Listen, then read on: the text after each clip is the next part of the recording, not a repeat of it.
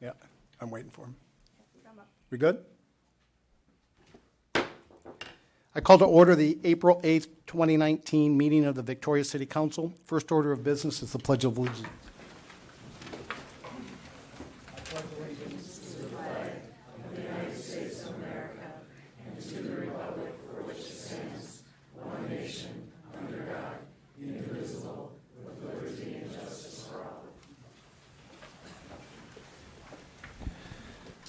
Okay, just a quick announcement. We obviously have a lot of people here.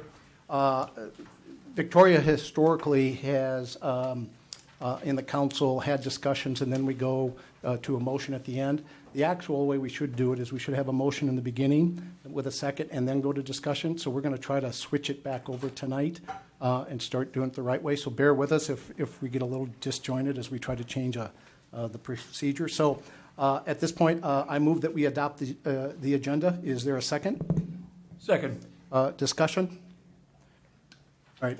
I would like to ask the council to consider, given all the people here for Marsh Lake Road, if we move 9A up to right after the donation, or I'm sorry, right after the public hearing, and do 9A before we start new business.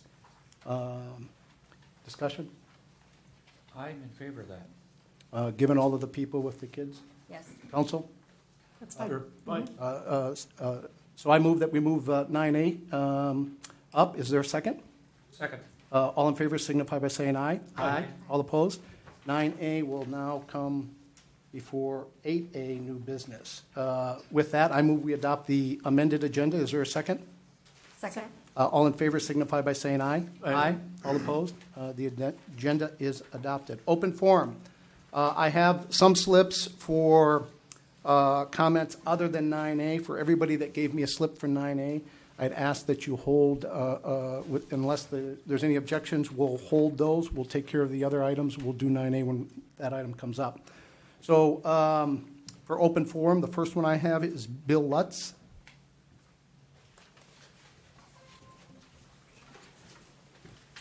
Good evening, Mr. Mayor, council members. My name is Bill Lutz. I'm at 2085 Kelzer Pond Drive. I've lived on the shores of Kelzer Pond for about 21 years, and I'm here to thank you and ask for some further raising of awareness about a problem we have in the buffer zone of that pond that can't seem to be cured, and that is the repeated violation of the buffer by homeowners who live adjacent to that buffer zone. And what I mean by that is cutting, chopping, dumping, storing of boats, mowing, and things like that. I've sent some emails, I thank Mr. Mayor and Councilmember Black and the city manager and our development director for acknowledging that. I know a letter is going to go out next week to carry on the tradition of kind of cautioning the homeowners. What I'd like to do is suggest and seek your guidance on how do we develop more enforcement on this, because in the past, myself and other homeowners along Kelzer Pond have called. Many of the staff members have done their best to either come out or sometimes engage the sheriff on the weekends, but there never seems to be a consequence. And the phrase monkey see, monkey do comes to mind because the word gets around that Jim over here chopped down a bunch of trees and he got no consequences. The next thing you know, it happens again, or innocently, it may be new people moving in.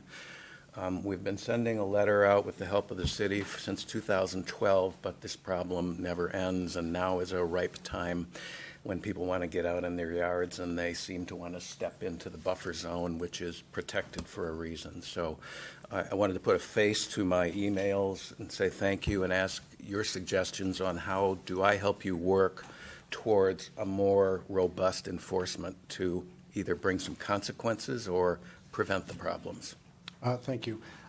Council, I would suggest that we refer this to the Lakes and Water Quality Committee to look at it for the issue and also examine enforcement and let them examine the issue and come back to the council. Since it's not on the agenda tonight, the council can't discuss it, but I think we can refer it to the committee. Council, thoughts? That's my thought exactly. Yes. Right? Okay. Okay, I don't think we need a motion for that, so that's what we'll do. When it comes out of committee, the council will pick it up at that point in time. Very good. Thank you for your time. All right, Thank you. Next up, Paul Hepperla.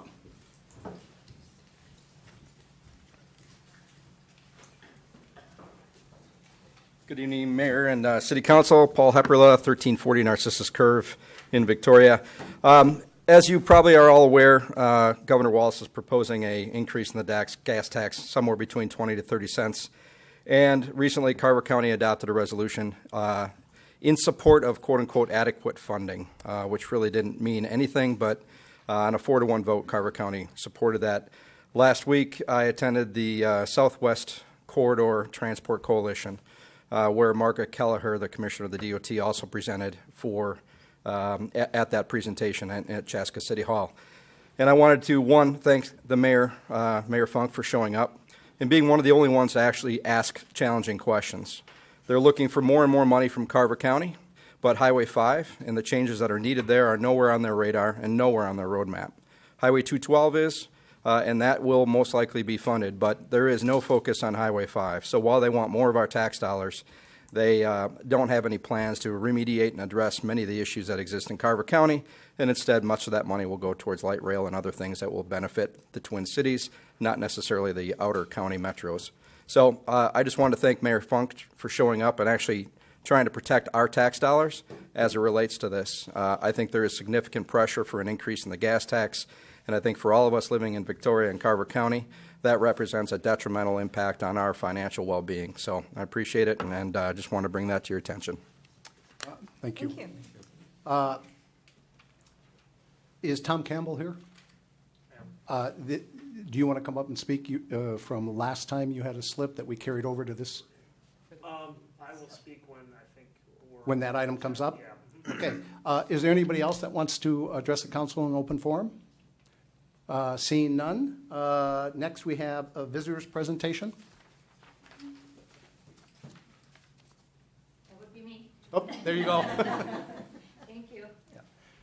Jen Grouse. Thank you.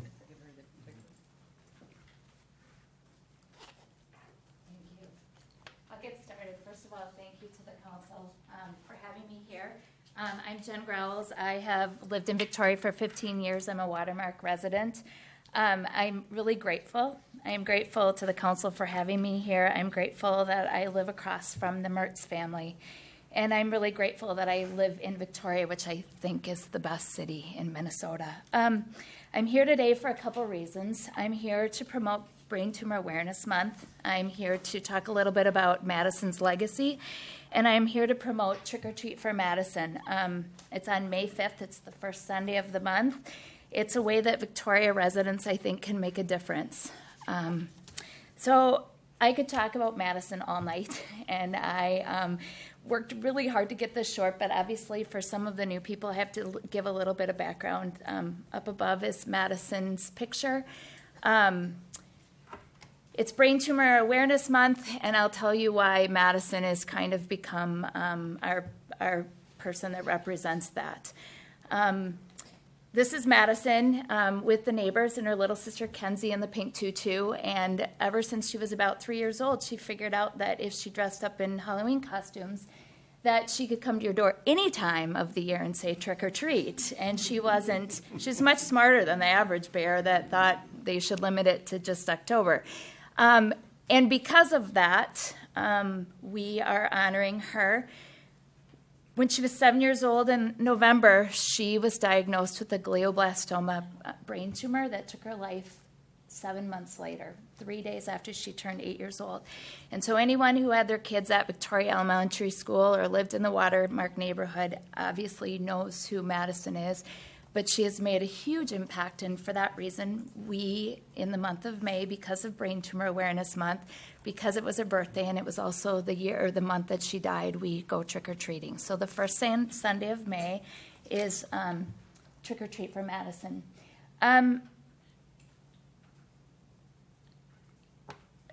It's profound to me that I have a son who's at Chanhassen High School, and he knows 5 kids who have cancer right now.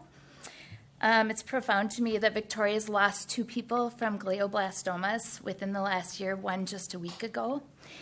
It's profound to me that I went to another Carver County funeral on Saturday for a woman who was just 45. So we trick-or-treat for Madison, but we're trick-or-treating for all those around us. So this is just to make some awareness out there and to let people know how they can get involved. So first of all, you can trick-or-treat. If you have kids, if you have businesses, if you have civic groups, if you're a Lions group, we need help. So you can, if you own Floyd's, have a pink drink on the first Sunday of May and give the proceeds to that. Have coupons, have kids go around. Last year, this is just a small group of the kids, their first year, they raised over $13,000 for trick-or-treating.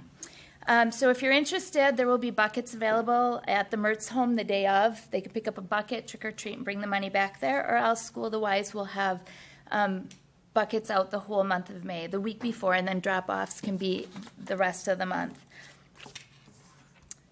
All the donations go to Children's Cancer Research Fund. They're all tax deductible, and they will be distributed all for research. If you want to know more about Madison and the Madison Mertz's Miracle Fund, or to make a donation, it's childrenscancer.org/Madison, and that gives a lot more information about Madison and what they're trying to do and what the family's trying to, and how they're trying to make a difference. And this is a tough picture, and I put that up there because these are second graders at Madison's funeral, and it's profound to me. It's at St. Victoria. But one of the reasons we put this event together is to empower our kids to make a difference when things are bad. And so this is a really easy way for the community that they can come together, they can raise awareness, and they can make a difference for all the rest of the kids.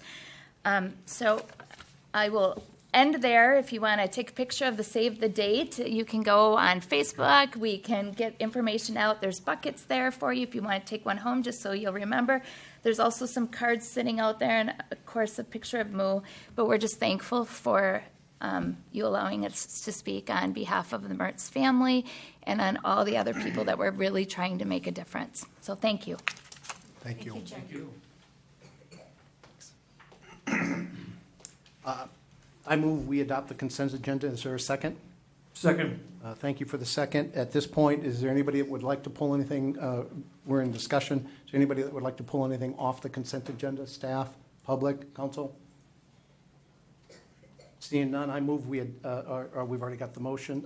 All in favor signify by saying aye. Aye. All opposed? Consent agenda is adopted. Next item, donations. Can we get the resolution up, please?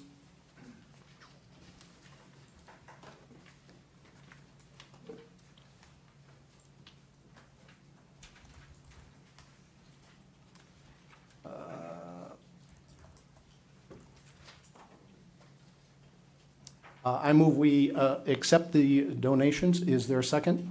Second. Second. Discussion? Would somebody like to read the donations, please? Discussion, I'll read them.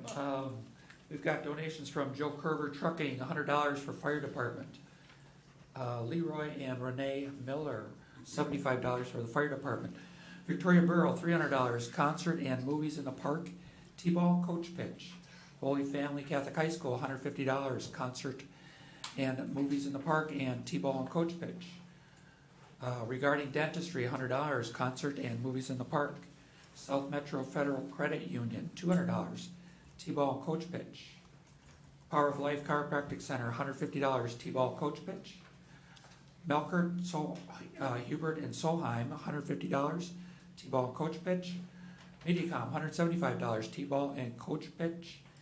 And thank you very much for those generous donations. Yes, thank you. Council, any discussion? All in favor signify by saying aye. Aye. All opposed? Donations are accepted. Thank you. Next item is Pat. This is 7A. This is continued from the October 25th meeting as far as the public hearing. So we're going to reopen up that public hearing. But before we do, Pat, if go ahead, Cindy. It's actually still open. Okay. Pat, do you want to do any quick introduction here? Sure, Mayor. Good evening, mayors, members of the City Council. I thought I'd just go over the summary of the staff report. Bethesda Lutheran Communities is the applicant. They are proposing to remove the 4 existing buildings and construct 15 apartment units in one-story townhomes and 37 apartment building. The project requires a variance from the maximum of 36 dwelling units in an apartment building, rezoning a part of the site from R1 to R2, and a preliminary and final plat approval.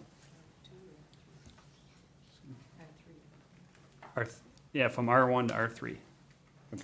The subject site is on the monitor. It's south of 82nd Street, adjacent to Lions Park, and there's single family to the north of 82nd Street and single family dwellings to the east of the subject site. You can see the area that is proposed to be rezoned is on the east side of the site. It's 50 feet, and it's right now contains a bunch of evergreen trees, essentially. Okay, before we get into the council discussion, Tom Campbell, did you want to speak? Say anything? Well, if, are you done, Pat, with your, yeah, that's it, okay. Yeah, we'll wait. Come up. Yeah. So I thought, Mayor, we would just kind of describe a little bit about Bethesda and the history in Bethesda briefly, and then just vet any discussion. We'll talk about the overall project real quick and just vet any discussions. Okay. And tonight, the council's only being asked to redo the zoning. This has nothing to do with the TIF application they've submitted, correct? Correct. It's rezoning, the variance, and the preliminary and final plats. Okay. So the TIF won't be discussed, but just that zoning variance. So go ahead. Okay.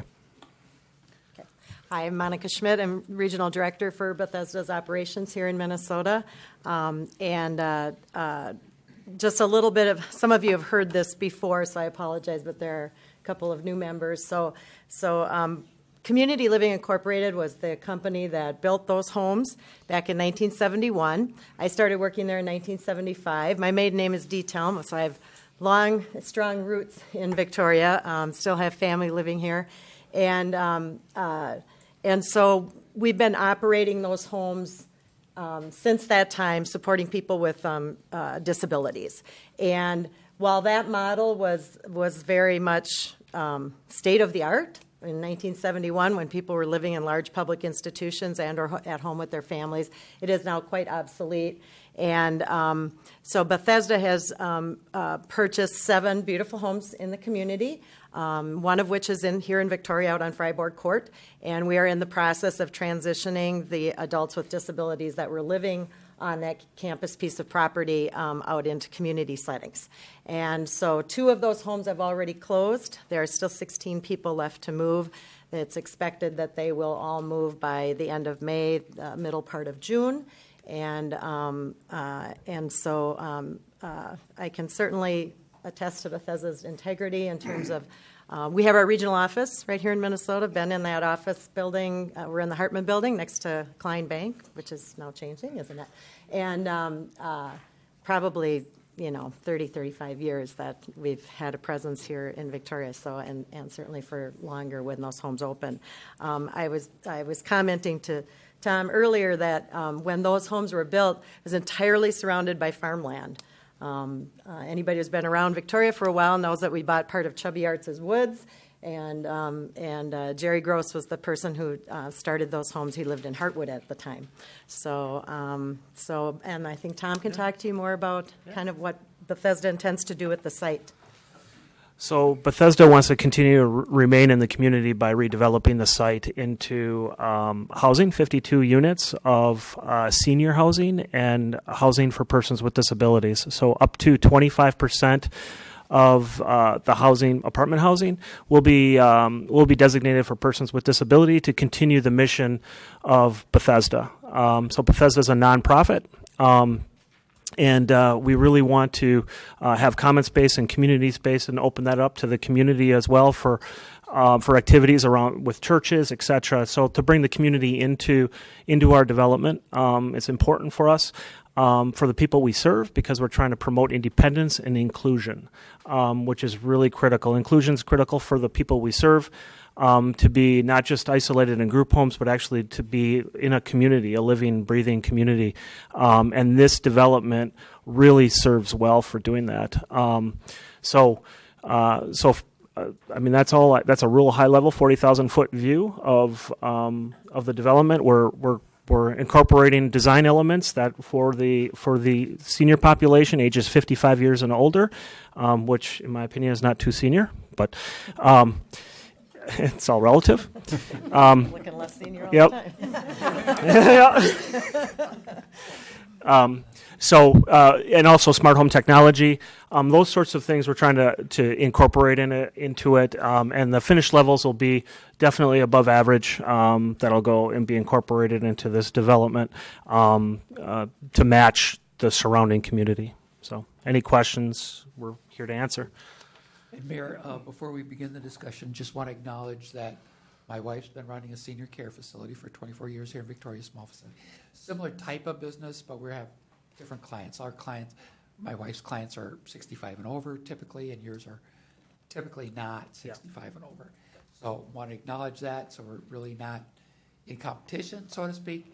And then also want to acknowledge that a phone call several weeks ago, we had an individual that was inquiring about moving into our facility, and she was on a government program that we aren't licensed for, Rule 245D. That doesn't mean anything to anybody but you folks.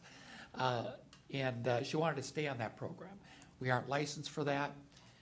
We talked to Carver County Social Services, and they informed us of a program that I had never heard of before, that if you found a facility that had a 245D license, they could sponsor another facility, and you could work under their license.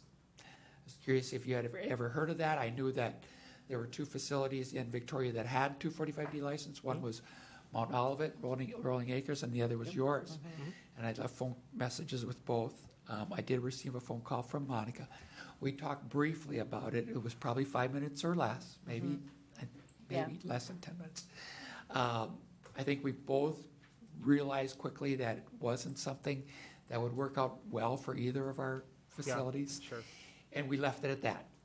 And Okay. if you feel that causes any concern, consideration, Not for us. conflict, I'm No. happy to answer any other questions from council, staff, anyone else that might have any concerns, anyone from the audience that would have a concern about that. I would invite you. All right, thank you. We're still in the public hearing. Is there anybody else that would like to make comments in the public hearing? Seeing none, I move we close the public hearing. Is there a second? Second. Thank you. All in favor signify by saying aye. Aye. All opposed? Public hearing is now closed. Can we get the resolution up, please?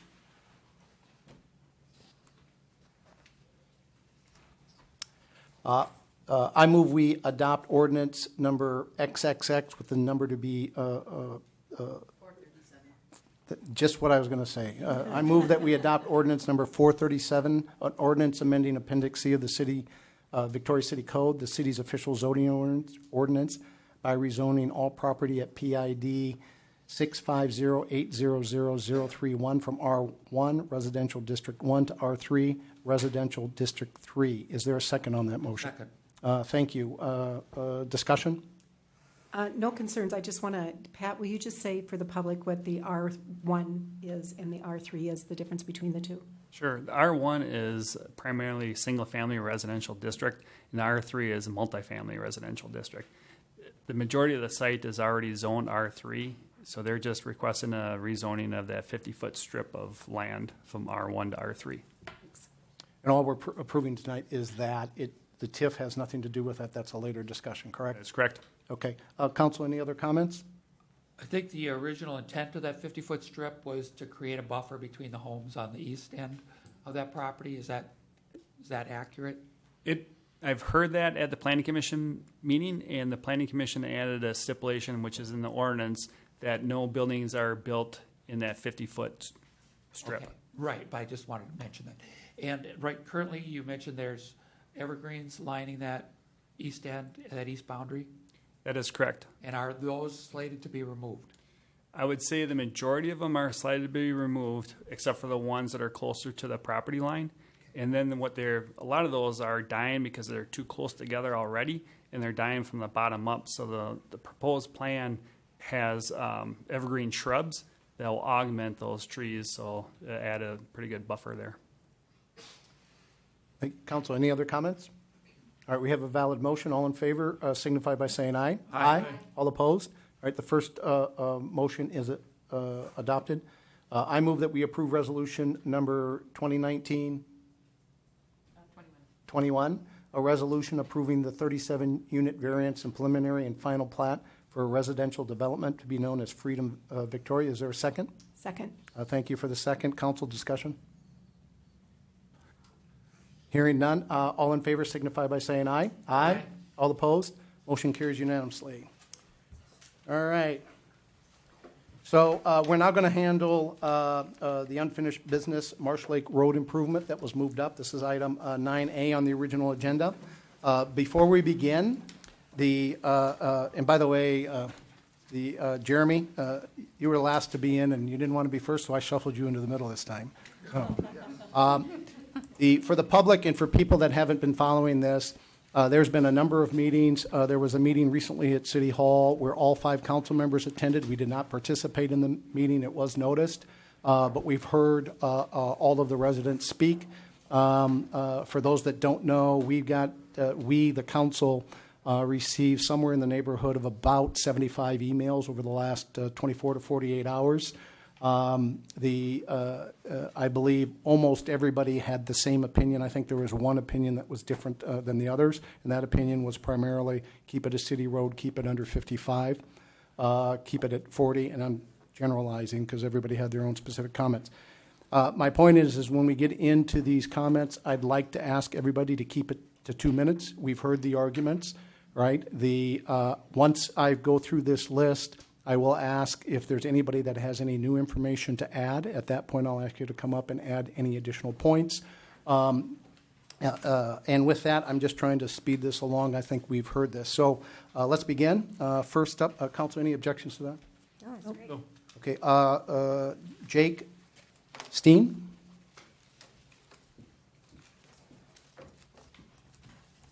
You got the lucky draw for first. All right. Thank you, Mr. Mayor, members of the council. My name is Jake Steen with Larkin Hoffman Attorneys, and we represent the Marsh Lake Hunt Club. Address is 8300 Norman Center Drive, and my address is 8910 Highview Court in Victoria. I will be very brief, as you have heard our preference several times. We've had a very clear preference and a consistent preference about the design, and our preference is what we're calling option number 3 today in the staff report. We'd like the city to improve the current road design along its current alignment with the exception of some minor safety improvements. We do not feel that there's any reason to expand the right-of-way, to adjust the alignment of the right-of-way, to impose any type of access or median controls, and there's no need for a trail. If and when the adjacent properties are improved, we think that would be the appropriate time to acquire the additional right-of-way for the expanded trail and the expanded alignment, and we strongly encourage the council to reject the county's current designs for now until a later date would deem those appropriate. Thank you. Thank you. John Carlson?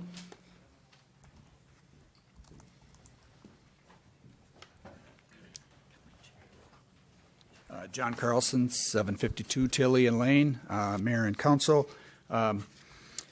We all know that trail disconnects are a high priority for the city of Victoria. And so at my request, really on behalf of the Park and Recreation Committee, because that's an area we've been working on, is trying to really determine our prioritization of our trail disconnects, to keep that topic of the trails in mind as you deliberate and make decisions on where you want to go with the Marsh Lake Road project. As you know, County Road 11, Victoria Drive, and 43 are really our priorities because we really want to make these connections. And a key linkage from east-west perspective is Marsh Lake Road. Thank you. Thank you. Kelly Hollis?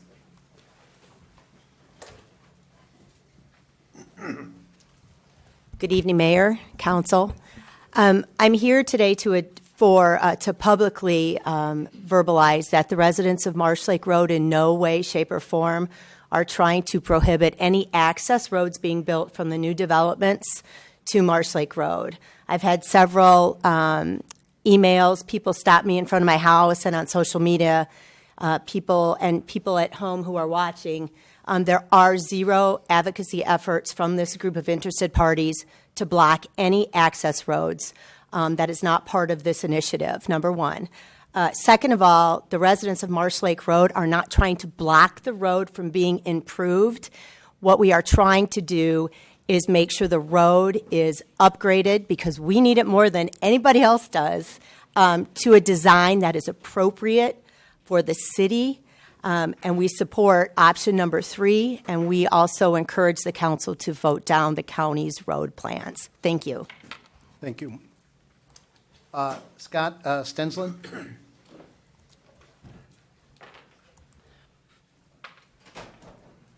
Scott Stensland, 5760 Marsh Lake Road. You've all heard me way too many times. I want to say thank you for the last meeting we had when you all attended. From doing this for so many years, I have to say it was the first time I really felt like the city was listening to all the information that we brought forward. So I want to thank you in advance for strong consideration for option number 3. Thanks. Thank you. Jeremy Rock? See, I told you I'd put you in the middle. Thank you. I appreciate it. Jeremy Rock. My wife Lisa and I live at 5925 Marsh Lake Road, and we also own the farm on the other side of the road, 5920 Marsh Lake Road. So we too pay Victoria taxes as residents on Marsh Lake Road. I wrote this out so that I wouldn't ramble on and take very long. This is actually not a council decision between moving forward with and continuing the county plan versus Victoria going it alone. This is a decision to make sure that our city has done its $15,000 of due diligence on what is best for Victoria before making a multi-million-dollar decision about Marsh Lake Road and how to do it. The engineering research costs associated with making sure that we take the time to look at what our city needs and wants for the improvement of Marsh Lake Road is actually a tiny investment in our future. Maybe the best answer is actually something that we haven't even considered yet. We really don't know that because, as you've read in the lengthy 9+ year history of this road discussion, there was not a time in the past where the city actually took the time to develop a plan for what the city wanted to do with Marsh Lake Road. We simply talked about how we needed to get it improved, and that it has always been marked on the county road as a county road on the long-term plan, and then we asked the county what we needed to do and what that looked like. Back when the answer was 14,400 cars a day, it made sense to ask the county what the road design was going to need to look like. Now that we know that the computer modeling estimates have been overstated, grossly overstated, it's time to step back and decide what our city wants to do, and then decide if we need to involve the county in the improvement of the roadway. Maybe yes, maybe no, but we really should make that decision based on the best and newest information that we have available to us as a city. The only reason that Lyndon Robgent has this road on his priority list for the county is because Victoria asked for it to be on that list. Lyndon truly doesn't care about this road for any personal reason.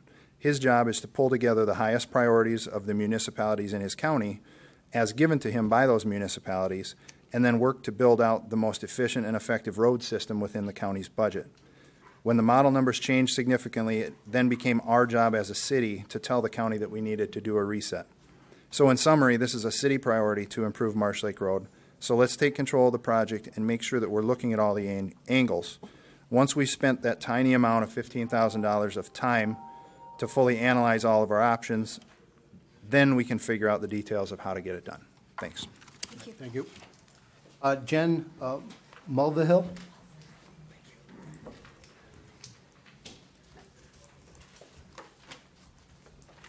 Did I have your last name right? Mulvihill, yep, you got it. Hi, everyone. Jen Mulvihill, 5720 Marsh Lake Road. I'll be brief. I just want to thank you guys for your time and for how you're serving all of us here in the city of Victoria. We appreciate it.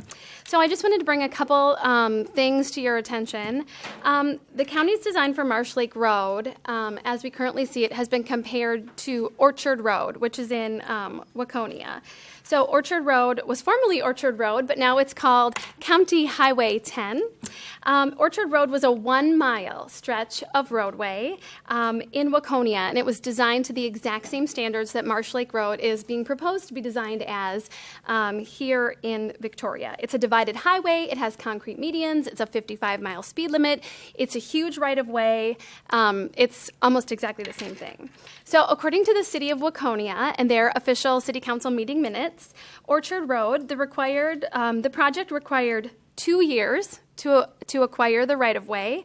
Right-of-way cost between $73,000 and $100,000 per acre. And it required an additional 2 years for construction. So if we use those exact same timelines for Marsh Lake Road, the earliest we would see construction would be 2023 or 2024, and we would like to see it done next summer as a city road.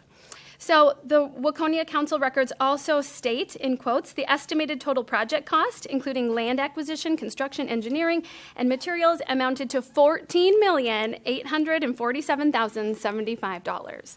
That's almost $15 million for a 1-mile stretch of roadway, and Marsh Lake Road is 1.5 miles long. So this $8.8 million estimate that we've seen for Marsh Lake Road is not a fair number. It's not comparable, and Orchard Road is absolute proof of that. Second, the city of Victoria has the money to build a city road. And at the August 10th, 2015 city council meeting, the city approved spending $150,000 on Marsh Lake Road preliminary design using the long-term street maintenance fund. So in tonight's staff report, we learned that the city has spent $67,500 on preliminary design. I know, I'm almost there. That means we have $82,500 left over at our disposal to do the preliminary design as a city street. The money's there. It's there for us.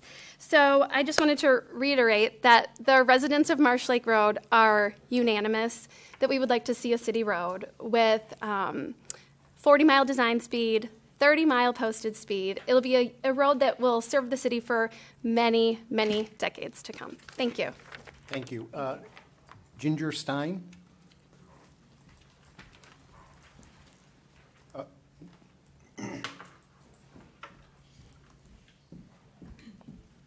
Thank you, Mayor, Council. I haven't spoken at one of these before, but I basically just wanted to come forward on behalf of my husband and I. We live at 5920 Marsh Lake Road.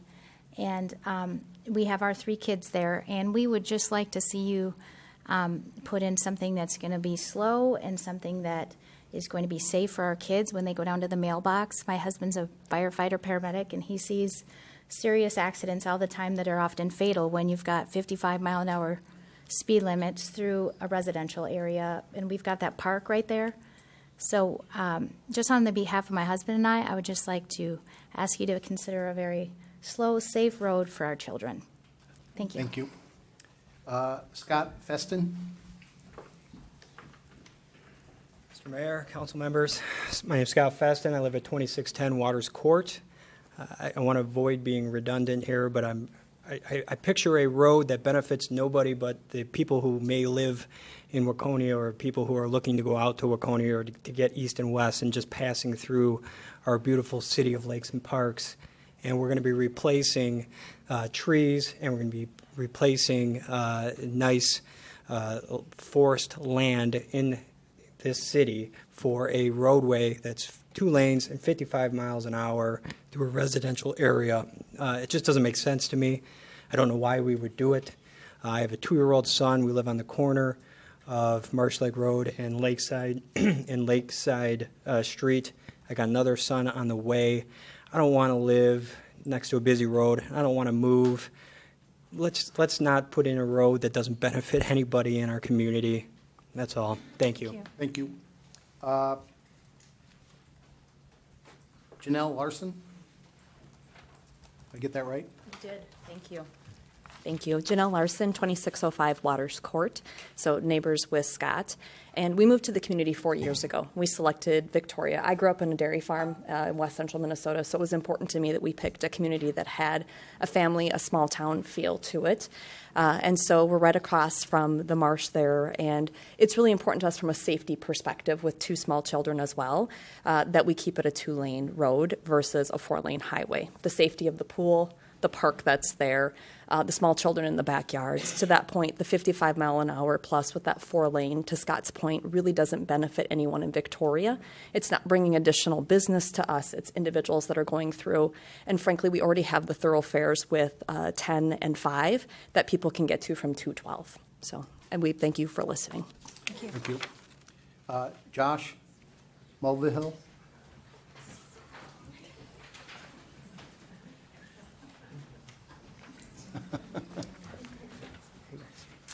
Hello, I'm Dr. Josh Mulvihill. I live at 5720 Marsh Lake Road, and I want to introduce you to my five children.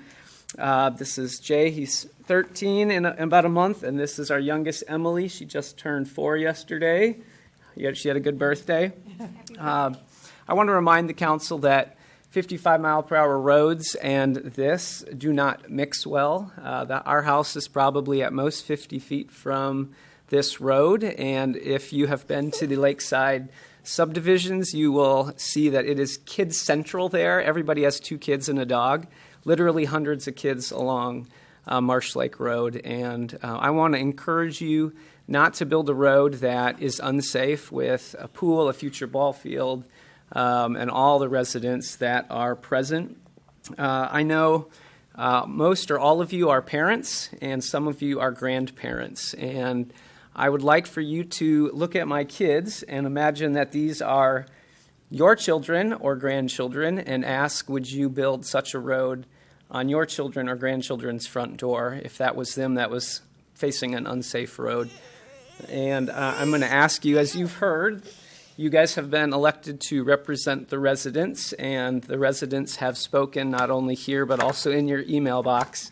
And I'm going to ask you to represent them and consider the option to explore a city option. 2-lane road, undivided, no curbs, no gutters unless there is erosion, minimal or no alignment changes. And we appreciate all the work that you have been doing. Thank you. Thank you. Last slip that I have is Ann Menden. Hi there, Ann Menden, Schmig Hilltop Farm, 5475 Marsh Lake Road. Good evening, Council. My family has been farming the same land south of Victoria since 1853. My dad and brothers are the 4th and 5th generation of Schmigs to farm this land along Marsh Lake Road. We have many concerns about the road that the county is proposing to build. The county wants to lower our hill. We are worried about how this is going to affect our 2 driveways and how steep they will be, especially in the winter. We also have some beautiful pine trees on top of that hill that we want to keep. The 2 tall ones are almost 150 years old, and we would hate to lose them. There have been countless times as I have driven around Victoria and Chaska and have always been able to pinpoint exactly where our farm is because of those 2 trees. The proposed median is also going to make it very difficult to continue farming. We have concerns about accessing our fields and driveways with farm equipment, especially with a tractor, baler or chopper, and then a wagon behind. We also make hay at the Marsh Lake Hunt Club, and so we need to be able to safely access that as well.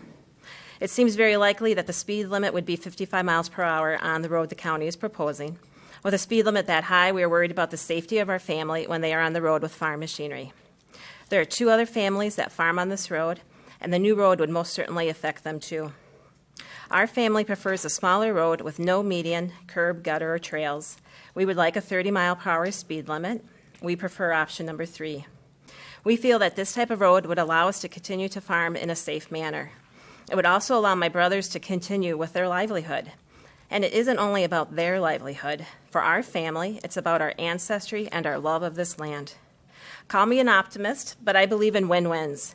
Building a smaller road not only is a win for the residents who live along this road, but it's also a win for the city of Victoria. Thank you. Thank you. At this point, is there anyone else that would like to add anything more or address the council? Okay, before we go to the council, can I see a quick show of hands for how many are here for Marsh Lake Road? All right, for the benefit of those at home, keep your hands up for just a moment. We've got roughly 20 people. Right, about 2/3 of the audience is here. Plus, we had about, as I mentioned earlier, about 75 emails. So there's been a lot of resident involvement in this. And I'd like, on behalf of the city and the council, I'd like to thank everybody for getting involved in your city. Your voices do make a difference. So at this point, if there's no other comments, I move that we direct staff to. I move that we direct staff to evaluate reconstruction as a city street with scope as requested by Marsh Lake residents, and reconstruction as a city street meeting city standards using option 3 as a guide. Is there a second? Second. All right, for discussion, let's put option 3 up. Council, if you disagree with option 3, we can have the discussion. We can go to something else, or we can modify option 3. At this point, let's go ahead and start the discussions. Deb, would you? You know, I'm not opposed to this option 3, but I think there's information that we're missing. So I know one of the things that we had talked about was to get updated traffic counts on this road. We need that kind of information. I also would really like to hear from the county about their position on this road and why they feel so strongly about having it be this 2-lane or 4-lane divided highway. I really want to hear something from the county on that. That's fine. Lyndon, would you like to speak on behalf of the county? Before Lyndon comes up, I just want to add that what we should be approving is directing staff to look at all three options and compare them, because it's our duty to look at everything, to look at the financial ramifications of walking away from the county's offer, to look at all the different pieces. So and to look at it methodically and analytically, because frankly, I can't. We've heard all kinds of good input from the residents, but I want to see the numbers. I want to see how this lays out, and if we're going to get the right kind of value for the city in the next 25 years. So I agree with Deb that we need to hear from the county and get more details from the county before we complete this motion. I'm fine with that. We can always modify the motion to look at the other options. As of now, we're just in the discussion, so we can amend that motion. But at this point, Lyndon, if you would, I don't want to put you on the spot here. Do you want a few minutes to collect your thoughts? No, that's fine. Thank All you. right. Name and address, role for the record, Lyndon please. Robgen, Carver County Public Works Director. Thank you. Thank you for all being here. Appreciate your input. It's fantastic. Thanks, Mayor, members of the council. Just a few things, I guess. I think as the staff report mentioned and various discussions is a few years ago, might have been up to 5, I think I was asked to look at the future of this roadway.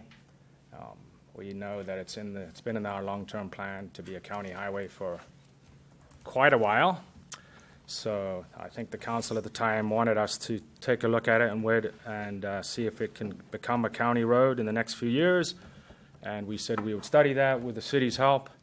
And here we are. Yeah, Jeremy pointed out that the traffic projections were different back then. We had a very aggressive growth plan in the county at the time. The model showed higher traffic than the current model does. That is true. However, someday, and I can't predict when, there will be a connection to Waconia, and this will be an extension of Pioneer Trail or County Road 14. We don't know when that connection will be made, but we think it is an important route. I think I heard a little bit about state highways in the past. We know that MnDOT is short of funds. Highway 5, Highway 212, they compete for funding on a statewide and federal basis. Obviously, they are the most important traffic highways in the county, but this is also a good secondary route, and that's why it's on the future county system. So if we cut to the chase, the 4-lane design option is off the table. That's no longer a proposal. We looked at the traffic. It's not needed. we don't think it'll ever be needed. So we've come to that conclusion where we are certainly willing to suggest a two-lane roadway would work. It's just a matter of what that looks like. And I have to say, over the years, things have changed. We don't design roads for 20 years anymore. There's just not enough money out there. So my direction has always been do the best thing for the long term, and we feel that we've come up with an approach that would allow us to build this road once and not come back. We also have learned over the years, actually more recently, that you have to design for every mode, especially in a growing residential community. It's not about the car or the truck anymore. It's about everybody. And we've had some examples and some requests for the city for safe pedestrian crossings at various locations where we don't have that now. And there's some concerns that it's not safe for pedestrian or trail users to cross county highways. And we are studying options where we're going to come in and retrofit pedestrian projects at a significant cost, I might add. So what I've learned is that the median design, even though it's not popular for direct access, is by far the safest highway design for a two-lane road. So when I hear that the county road design is not safe, that is not true. We know how to build, we know how to design safe roads. Yes, it will be a little wider to put the median in. We haven't discussed whether, if it was ever built, if it would have trees or landscaping. We believe there is a benefit to that, to actually calm traffic. We've looked at the lane widths, and we are willing to narrow the lane widths down a little bit. We've looked at the right-of-way width to make that as small as possible. So I think we've got to a point where I feel the design we have on the table is best long-term for every mode, every mode. I think the trail is very important, actually, long-term. So that's where we're at. As far as the investment goes, we've had this in our CIP funded, programmed, at least our share, for several cycles of the 5-year plan, and it's still in there. So what would happen if it remained a city street? That's up to you guys. That's the council's decision.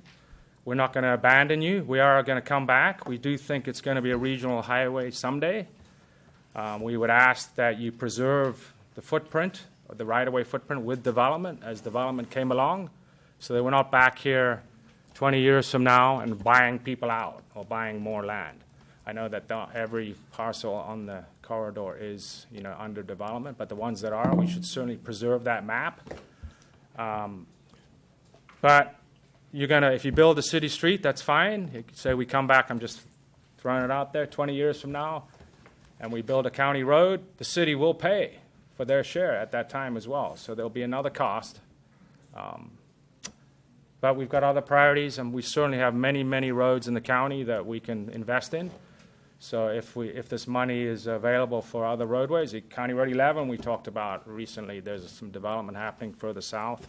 That's probably going to need some improvement. So don't worry, we've got plenty of other roads to spend our money on. I just have to say that what we've done with Kara's help is we think we've come up to a very good design for a county highway. I know it's not what folks necessarily want that live out there. It's a beautiful area. I agree totally. It's tough. It's tough to look ahead and make a call for the long term, and I understand where you're at. So. All right, thanks, Lyndon. Council, any questions for Linda? Go ahead. The 55 miles an hour is the design of the road, but it doesn't have to be posted at 55s, does it? No, it doesn't. But what tends to happen is when the road's built, we don't control the speed limit. As you know, the state of Minnesota does that. So yes. What will happen is they'll do a speed study after the road's built, and they'll determine what the appropriate speed is. You can post at 45. That doesn't mean people will drive at 45. Right. They won't. And then you'll have to have constant enforcement in order to keep the speed limit down to 45. Or it'll just be an ongoing task. Even with a 2-lane rural roadway like Airport Road, it's going to be tough to slow people to whatever design speed that ends up being. I can tell you that right now. People will drive what they're comfortable driving. That's generally how these speed limits are set. About 85th percentile of what people are willing to travel is kind of a guide on how they set that speed limit. We can do a few things with the design to try to make it feel like you shouldn't drive that fast. traffic calming, constraining the lanes a little bit. And we think we've done that, and we can continue to look at that closer if this design moves ahead to try to make it more uncomfortable for people to drive faster. But whatever people are comfortable driving is generally how the speed limit gets set. Thank you. Other questions? Yeah. A couple of things. The median, we know that Carver County is still largely an agricultural county, just a little west of us, and there is this issue with the farm equipment and that sort of thing. How are you accommodating that in the median? And I mean, not just here in Victoria, but countywide. Yeah, what we generally do is we would talk to the farmers, and obviously if they have land that they need to access on both sides, we would find the best place for them to cross the median, and we would depress the median. It's not like the entire median, the whole thing will be depressed or level. We would find the best location, one or two spots where they routinely need to cross, and we'd accommodate that with their farm equipment. Have you ever seen or have you ever participated in doing a road in sort of a phased-in approach? So building it for what we need today or the next couple of decades, and then sort of trying to figure out how to, for lack of a better word, save some money by knowing that this is what's going to be happening down the road. Yeah, I know. That's where we actually started. If you go back 3-4 years, when it was a 4-lane proposal, we knew we weren't ready for 4 lanes, but someday it might need to be. So we did come up with a couple options where you could build the outside and then fill it in as you needed to. I'm not sure if we did that with a 2-lane version, where we could build it and then expand it as needed. When it's 2 lanes, it's 2 lanes, so it's kind of hard to go from 2-lane to 2-lane, but I don't know if we did that. The median is 18 feet wide if you need to put trees in it, because you have to have enough room where if people hit the median, they don't hit the tree. They can recover. Right. So there's a minimum standard. Without the trees, the median can be less. We're recommending 10 feet minimum now. I do have a question on Councilmember Gregory was next. I'm sorry. Now, Lyndon, I know there's a ton of factors that go into estimating the cost of a road. You heard the example for Orchard Road. I think it was $14 million. Yeah, it was very expensive. And then you're ready to break ground on County Road 18 from 41 to Galpin. Yes. And your estimate on that cost, that's a little less than a mile. I think it's 10.7 million. And again, I know there's a lot of factors that go into that. For Marsh Lake Road, we've got some estimates out there. Do those estimates include roundabouts at both 43 and 11? And what is the ballpark estimate at this? Was it between 8 and 10 million? The latest estimate we got from SRF was for 8.8 million, and that included roundabouts at both intersections, which we hadn't decided yet whether we were actually going to proceed with building roundabouts at both intersections, but that was in the latest estimate they gave us. Kara, how old is that estimate? Recent? That's a 1.5 mile road, and 18 is just less than a mile. It's at 10.7. They've got 3 roundabouts. Yeah, 10.7. The right-of-way costs on that were commercial and industrial property, so quite expensive. Utilities, extreme, major drainage work, some significant issues. But yeah, an expensive project, and you're dealing with a MnDOT highway too. That roundabout at Trunk Highway 41 is quite complicated. But yeah, every road's a little bit different. That's an estimate. We haven't opened bids on that yet. It's coming up. The one on Orchard Road, I think, 14 million sounds right, but I believe it's more than a mile long, but I'd have to verify. It's not. We've done the GIS map. Okay, because it goes from 5 all the way up to where 10 is now. So there's 2 sections. One's rural, and one's this urban divided section. So there's actually 2 pieces that make up that 14 million. Go ahead. Okay, the question that I had was, you went from a 4 to a 2 with a divided median in there. I've looked at the map and I've looked at what you've been trying to do, and I don't. Instead of trying to build a median and then build out, can't we just have the 2 lanes where they are, and then add the median in the 2 lanes if it's ever needed? You could do that. You would still have to have the wide footprint if you wanted But to. it would be 20 years from now Yep. when it's actually needed. It depends on, okay. If you built an urban highway, urban with curb and gutter, you'd want to build that once on the outside. Well, I'm not talking about, So you would, if you had no median, you'd have to have like a depressed ditch in the middle, and then you would fill that in the future, if that's what you mean. Otherwise, you're ripping it. If you build it small and then widen in the future, you're still ripping out a bunch of stuff that you built and starting over because you have all the storm pipes and everything in there. So it would be we wouldn't have curb and gutter though. We would just have the 2 lanes. So then the 2 lanes would be there. Yeah. And then you would, when it's needed, add the curb and gutter on the other side, and then add the median, and then the curb and gutter Right. on the other So side. you're basically starting over because in order to widen it out and add the curb and gutter, and then the median in the middle, the median takes up the lanes you already have now. So it'd be pretty tough to do. We can draw it up though, as certainly a staged option. If you I'm want to just see saying, that. Instead of going this way and end, just run it across. I would start on one side and then widen the Work other. your way over. Interesting idea. I mean, it would. We're going to play engineer here. This Yeah. evening. It's like, why wouldn't you do that? Here's a good idea. What kind of road would we have to build if we didn't want to use the county road design so that in 20 or 25 years, you could come in and our road bed, the money we built the road for would not be wasted?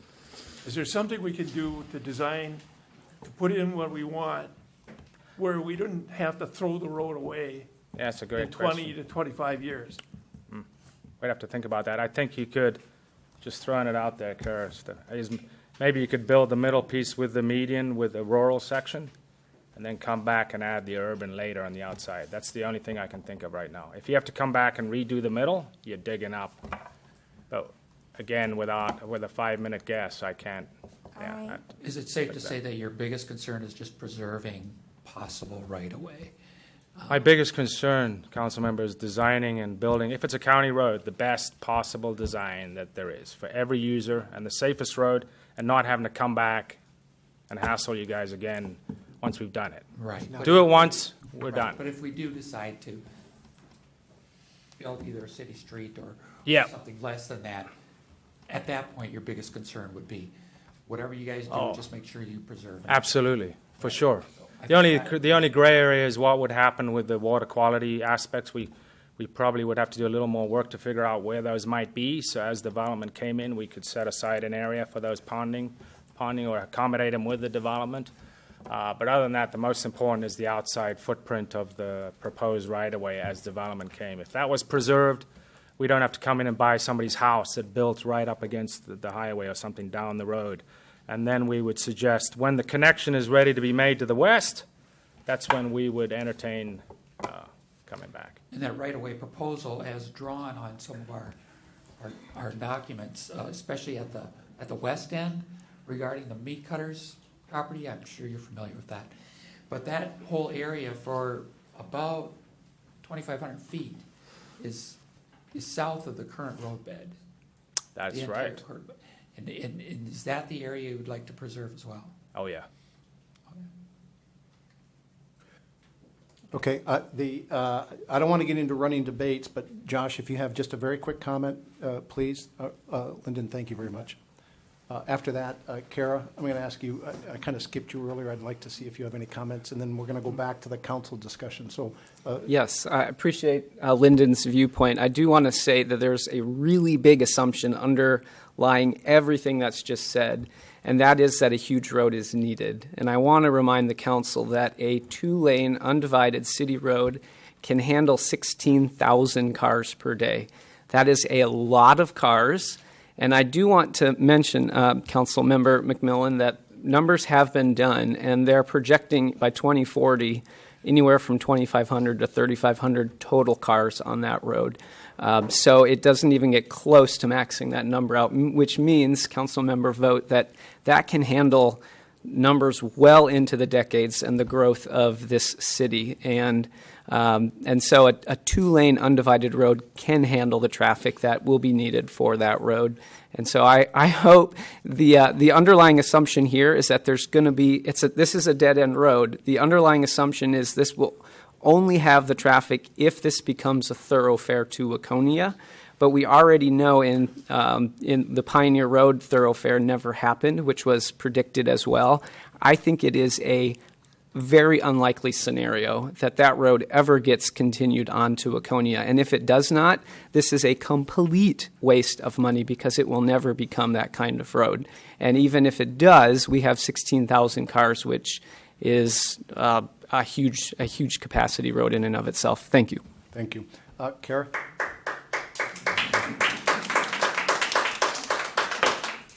So I just wanted to take a few minutes to just note what the differences are between options 2 and 3. For the purposes of preparing a cost estimate for our time to do some additional analysis, it was necessary to define the options and what would be potentially something to be considered by the City Council as you're evaluating options for a city street. So option 3 is what was described by the residents. And they've spoke to it tonight, and you heard them talk about it at the March 28th City Council meeting. The option 2 would be to also take a look at what reconstruction of Marsh Lake Road would look like if it met city standards. So when I'm talking about city standards, I'm talking about the approach that we've used to reconstruct all of the streets in the city since 2003. So within the city standards, we include a 9-ton roadway design, so that speaks to the traffic that can be accommodated loading-wise, weight of the vehicles that would use the road. The city's standard section includes pavement, aggregate base, a 2-foot sand section and drain tile, concrete curb and gutter, storm sewer, and a bituminous trail. So that's what goes into option number 2. Option number 3, we've already discussed. Certainly, option number 4 was in your report for doing nothing. That's always an option, but I don't know that anybody thinks that's a good option with the conditions of the road at this time. But if the council were to direct us to look at both options 2 and 3, I just want to lay out the steps that staff would be taking. So what I'm looking to do is to try to get you some additional information, so an actual picture of what those 2 options might look like, a ballpark cost, so we wouldn't be doing detailed cost estimates. We'd be using some other roads that we've built in the city, the Airport Road example, the Halstead Lane example that the residents have given to try to benchmark what those costs might be. So we're not talking about doing detailed preliminary engineering. But because we haven't contemplated it as a city street, there's steps that I haven't taken that I would need to before I could provide that to you. So we'd want to review the existing conditions. We'd want to meet with the state aid office to understand what our ability would be to use state aid dollars on the road if that was a route we were wanting to consider going. We'd want to draw 2 of those typical sections so you could see. We'd want to review the permitting for both options. So depending on what that roadway section might look like, it triggers stormwater permitting, so we'd want to know if that was going to be an issue or not. Come up with a project schedule. I know there's a lot of interest in seeing something done quickly, so it might be helpful for the council to see if an option could be pursued faster than a different option. Outline some funding options. We could look at life cycle costs for each option. And then certainly we would want to probably have another neighborhood meeting. So I think I can do that for about $15,000. That would be primarily work done by me with a little help from one of my staff members, and then a little bit of work from SRF because they have all the existing conditions information available to them. And so I just wanted to touch on that so that there's understanding by the council what staff would envision us doing relative to looking at those additional options. And then we bring information back to the council before. At that point, you then could direct us to go into preliminary design on one of those options if that's the council's direction. All right, thank you. For the council, let's go ahead and discuss all these options. If at the end the council wants to do something other than the motion I made, I'll withdraw that motion and we can remake the motion. So even though I move to approve option 3, feel free to discuss the other options. With that, let's get into some of the details. I'd like to talk briefly about option 3. There's a number of things in here that I would like to kind of modify on option 3 and for the council to consider. 2-lane undivided roadway without curb and gutter, I like that. No trail, I like that. The road design just, I think should be 40 miles an hour or less, which means the speed limit will be 40 miles an hour or less. I agree with the minimal realignment, except on the west end. When, if you look at the GIS map, there's a number of properties on the west end of Marsh Lake Road that it looks like, and Kara, if you can bring up the GIS map. If I'm looking at this correctly, it looks like Marsh Lake Road is actually on somebody else's property because when the development was put in, their property extends over Marsh Lake Road. And the council at that time didn't get or didn't look at and get the right-of-way access to move the road. But I know I saw preliminary plats for the meat cutter's property that had the road moved. So this is not minimal alignment. We need to I don't see how we have any choice but to there's some significant realignment on that end. That would have to be considered and included in option 3. And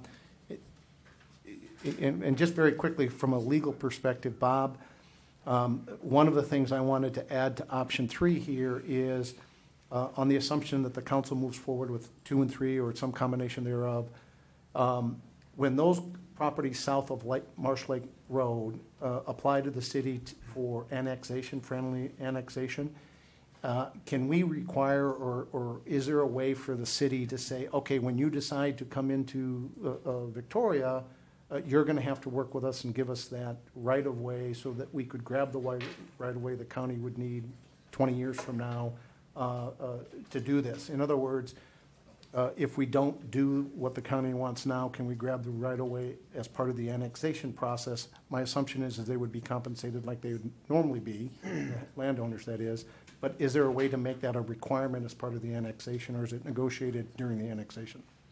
You know, Mayor and Council, it would not typically be addressed in an annexation agreement. Of course, what the council knows is we're talking about an amendment to the current annexation arrangement that we've got with the township.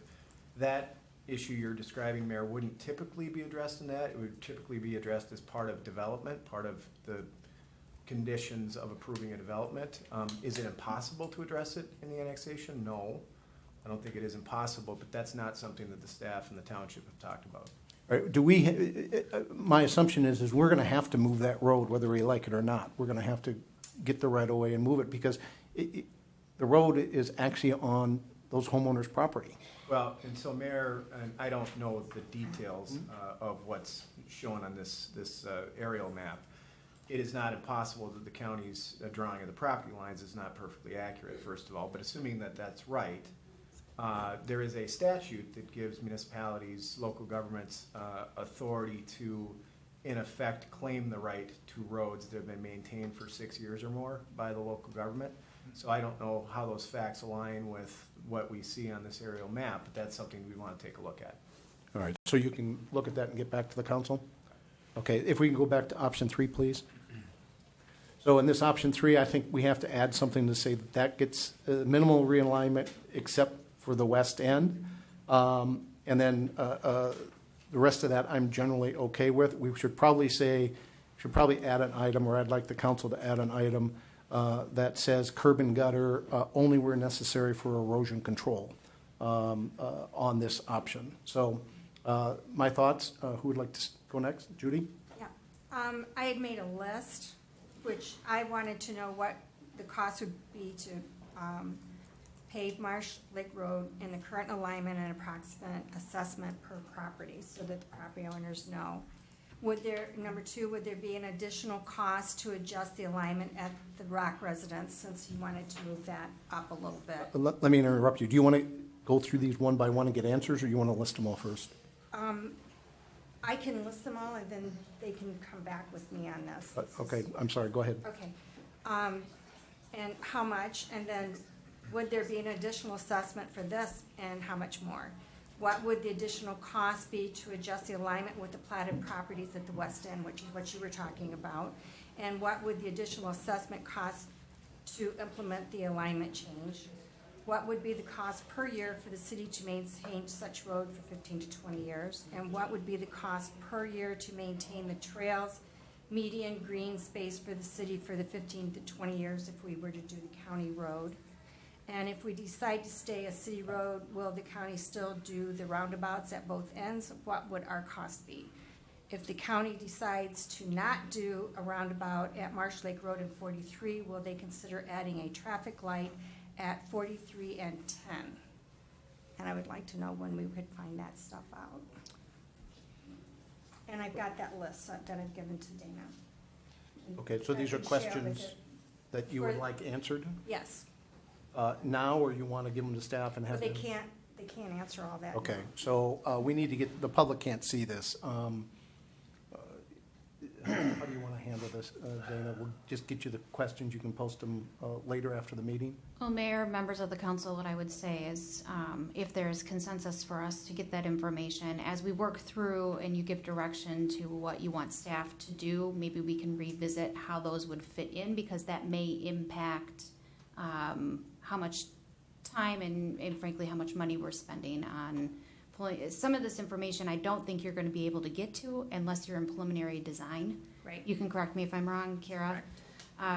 The assessment calculations, I think, would be an important one to note, that in order to generate assessment calculations, we would need to be further along in the process. I would need to have detailed cost estimates and an understanding of the funding. And then we would need to compare that against the city's adopted special assessment policy as well as state statute for what state statute governs relative to special assessments. So that's a pretty complicated, expensive endeavor that I would recommend only really heading down that path until you have some consensus about what you're building, because you'll start to spend quite a bit of engineering dollars and potential appraisal dollars in order to get to those answers in a manner that's useful. All right, I think when the council's ready to decide, I think what we'll do is we'll add an item to answer Judy's questions, and we'll get those questions out to the public. And that way everybody can see what we're asking. So, other comments, Mr. Vogt? Mr. Mayor, I think if we have our engineer work up these numbers on, I think, first of all, she should lay it out, all three options. Option 4 doesn't need laying out, but she should lay out this thing like the county option 2 and option 3. And she should lay out the life cycle costs, which you alluded to, Kara. I presume you're talking about maintenance and other operating costs of each scenario, which are different. For instance, the county scenario, there would be no road maintenance for the city, but we would have to maintain the trails. And the median landscaping. And the median landscaping. So I think life cycle is a big part of, if you're putting together the numbers, we should understand the numbers, then pick a time frame that we're going to look at, and it has to be 25 years probably, because there's heavy-duty maintenance that occurs in that 15 to 20-year time frame, such as mull and overlays, that sort of thing. And then I think each option, we should specify what the approach on right-of-way is going to be. So are we going to purchase any extra right-of-way for turn lanes or for other reasons in each of these options? The county option has a full right-of-way included for trail, for everything. So the trail raises the issue. If you don't want the trail now, we probably should get the right-of-way, because we're going to want the trail in 10, 15, 20 years. So I think two things that have to be part of the number crunching are the life cycle costs and the right-of-way. And there's probably one or two others that I'm not mentioning. Is that over 25 years, life cycle I'd cost? say you got to go 25 years, because actually, theoretically, you could go 50 years because it's a 50-year-old, but you're going to see one heck of a lot of differences over 25. And you have to use option 1, because I think option 1 is the county option. It's a viable option. If we walk away from it, we need to understand how much of a premium or how much we're saving. My guess is if we walk away from it, we're going to see that we might have to pay a premium of costs over the next 25 years. But we won't know until we see the numbers. Can you go back to option one real quick? That was the county option, right? Okay, I just want to make sure. Thank you. Deb? Yeah, my concern is, or my question is, and Mr. Robgent, maybe you can help us out with this, is can we negotiate anything with the county aside from what's shown here? Can we do a phased option? Can we do, are there some options for us? We understand that this is a very special piece of property and a very special road. So is there any way to negotiate anything? And, that's what I want to know. Yeah, we have, some of the engineering work, we can certainly help, because if it's a future study, a future county highway, unfortunately, actual construction / property acquisition, things like that, I don't have any authority to spend county funds on something that we don't own. So if we don't have the road, we don't own the road, we can't spend county funding on it. So is this design negotiable? This county road design that you're showing in option one, is this not negotiable at all with the county? I would say it's negotiable if it can be retrofit. So in other words, we're not throwing something away and spending money again, the county that is. Right. And is to there do something that we could have done for day one.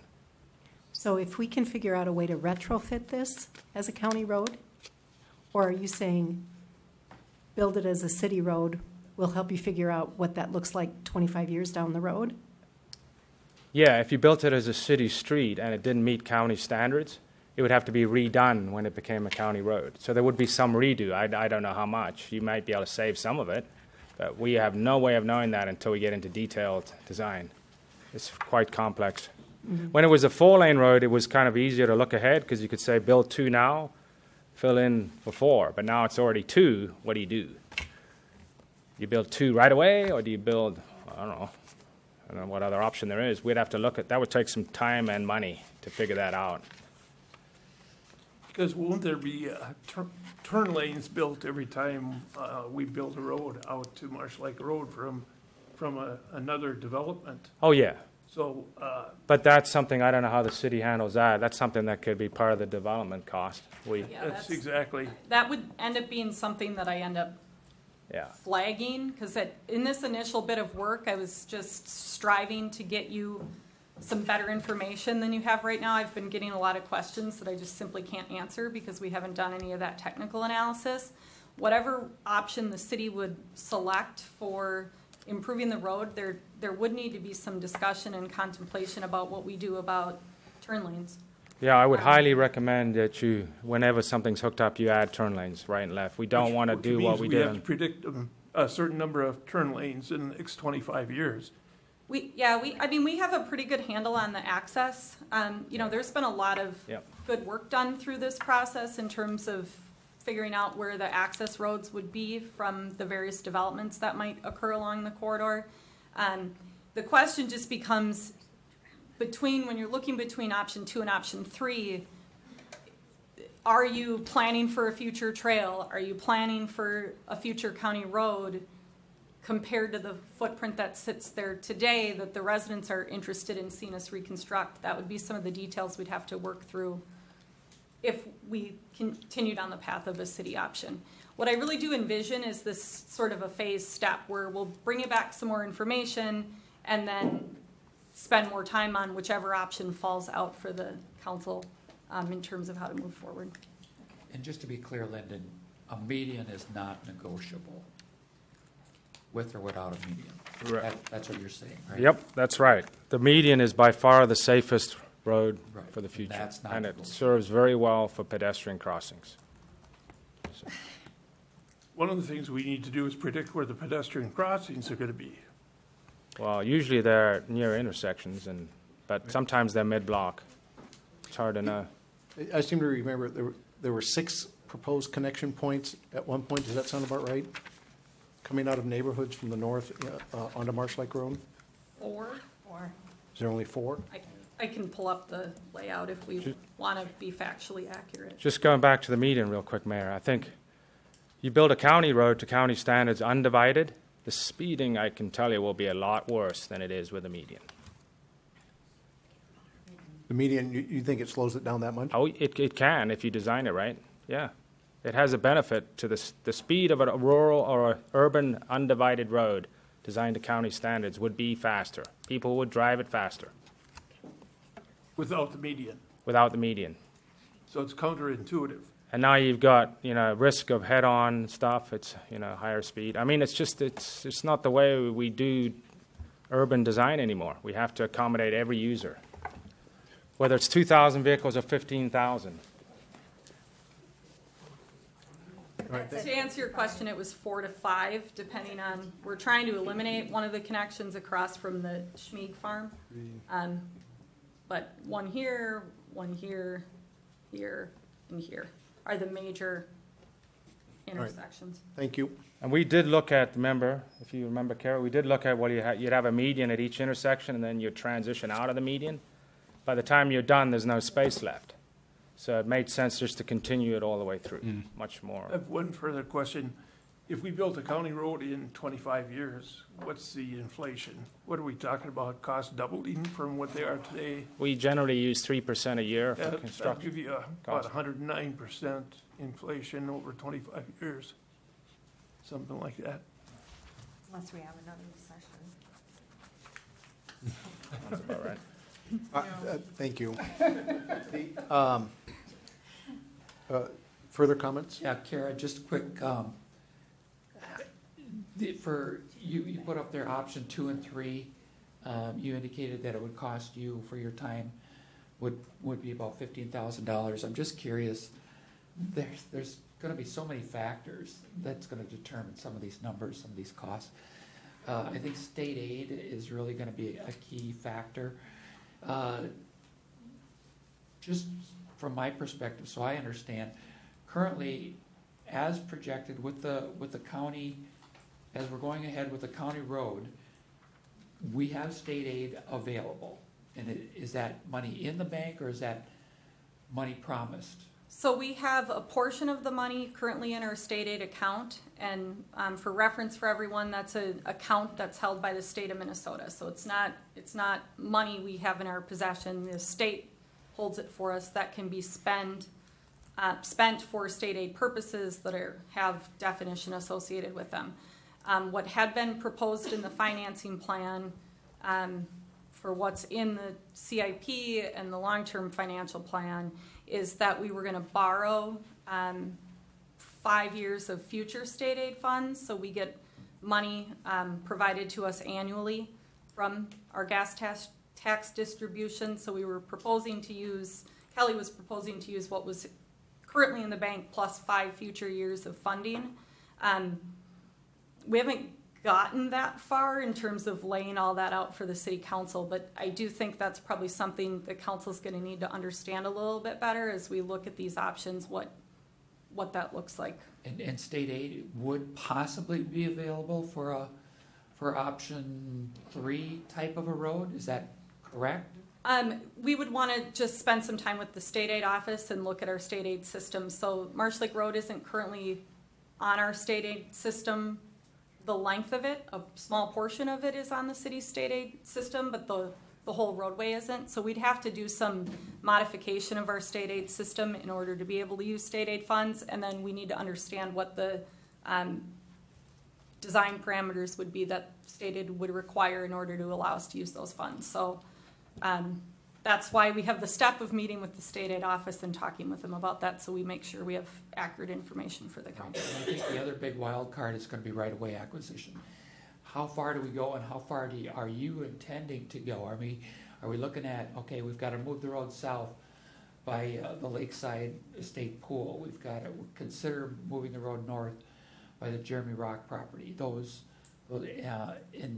And do we try to take out that hill going down towards 43?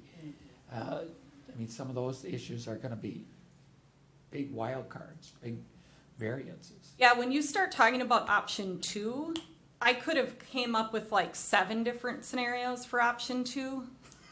But I think for purposes of council consideration, I'm trying to narrow that a little bit more to be a little higher level look so that you can decide we want to invest. Option 2 is going to cost more than option 3. Oh, Because you're talking about trail, you're talking about some level of right of way if we're building to city standards. Putting that 2-foot sand section is expensive, and it's intended to last 50 years. So that's our version of a 50-year design. When we talk about the residential streets that we build, Smithtown Road, 78th Street, 86th Street, Steiger Lake Lane, all the collector roads that the city has built has had that section in there because we want the pavement and this road section to last for 50 years so we aren't ripping it back up. If we're talking about option 3, until 25 years in the future when the county road becomes necessary, what does that look like? So I'm trying to get to a point to be able to provide you some additional information, but depending on what direction the council wants to go, there's many more questions that could be asked Right. if the council's interested in option 2 over option 3, once Right. they have that information. That's why I think it's important to look 25 years out, because some of these costs, the decision today is going to affect us way out. And you have to look at the cumulative costs and what costs you might see toward the end of that 25 years, such as rebuilding the road. So it's back into the life cycle costs. Can you go to option 3 real quick again? You have a 9-ton road for option 2. What would this be? A 7-ton road? Would this be a 9-ton road? It to be determined? Yeah, I mean, this just reflects what the residents asked for. I do think that I'd want to verify this, but the other roads they've referenced, I think, are 7-ton designs.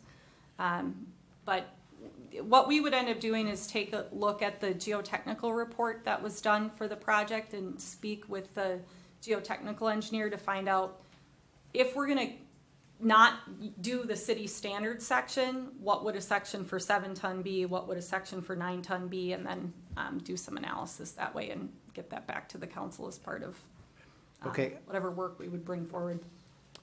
Thanks. I want to modify the items here on option 3. So I think the easiest way to do this, if council agrees, is I'll withdraw the original motion I made. Mr. Vogt, I think you did. Mr. Vogt second it? Gregory. If you have no objections, I want to withdraw that motion.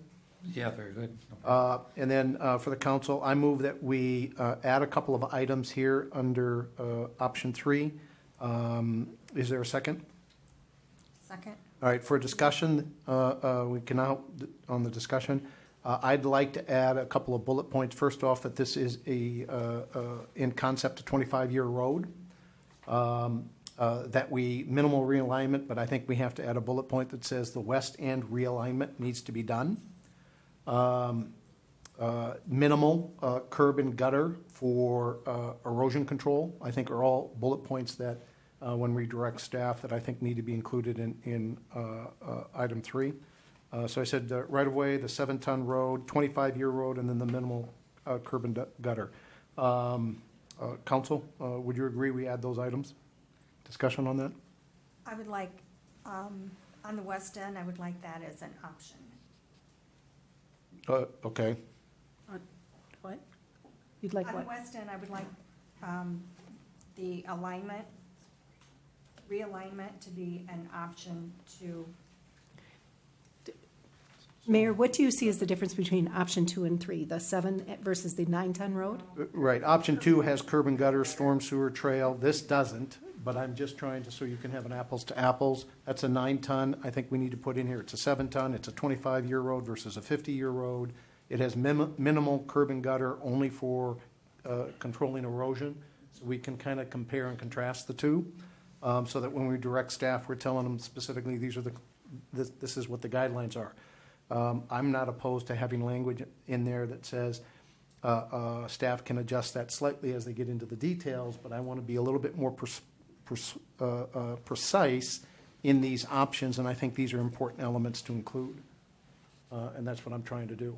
So there's a valid motion to add in these four items. Again, I'll repeat them for council consideration. West End realignment. Judy, I'm not sure I follow your point. You said you, as an optional?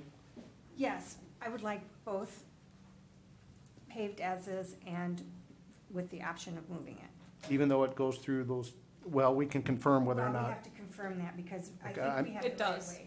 It does currently encroach onto those four lots in Lakeside Estates. Yeah, how did that happen? I don't know how that happened. When It also goes right by a pool. Yeah, that's one of the And four that's lots. 60, that would have to get moved over like 60 feet, I think. I don't know how we approve something. It has to be moved. I don't see where we have any sort of an option. Mayor and council, again, there's a statute that says if the road has been there for 6 years, the city has a right to the road.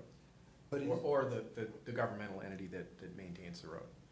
So I don't want to prejudge those facts. I guess Kara is confirming that the road does abut into a couple of properties, but. Yeah, I mean, I certainly would, I guess my thought would be that under any option, we should look at realigning that roadway. How much we realign it might vary between options 2 and 3. Right, so But by adding, let me clarify what I meant here to add this point on option 3. It's to look at that, right? And maybe there's multiple options you come back with, but this is not a minimal realignment as the bullet point is.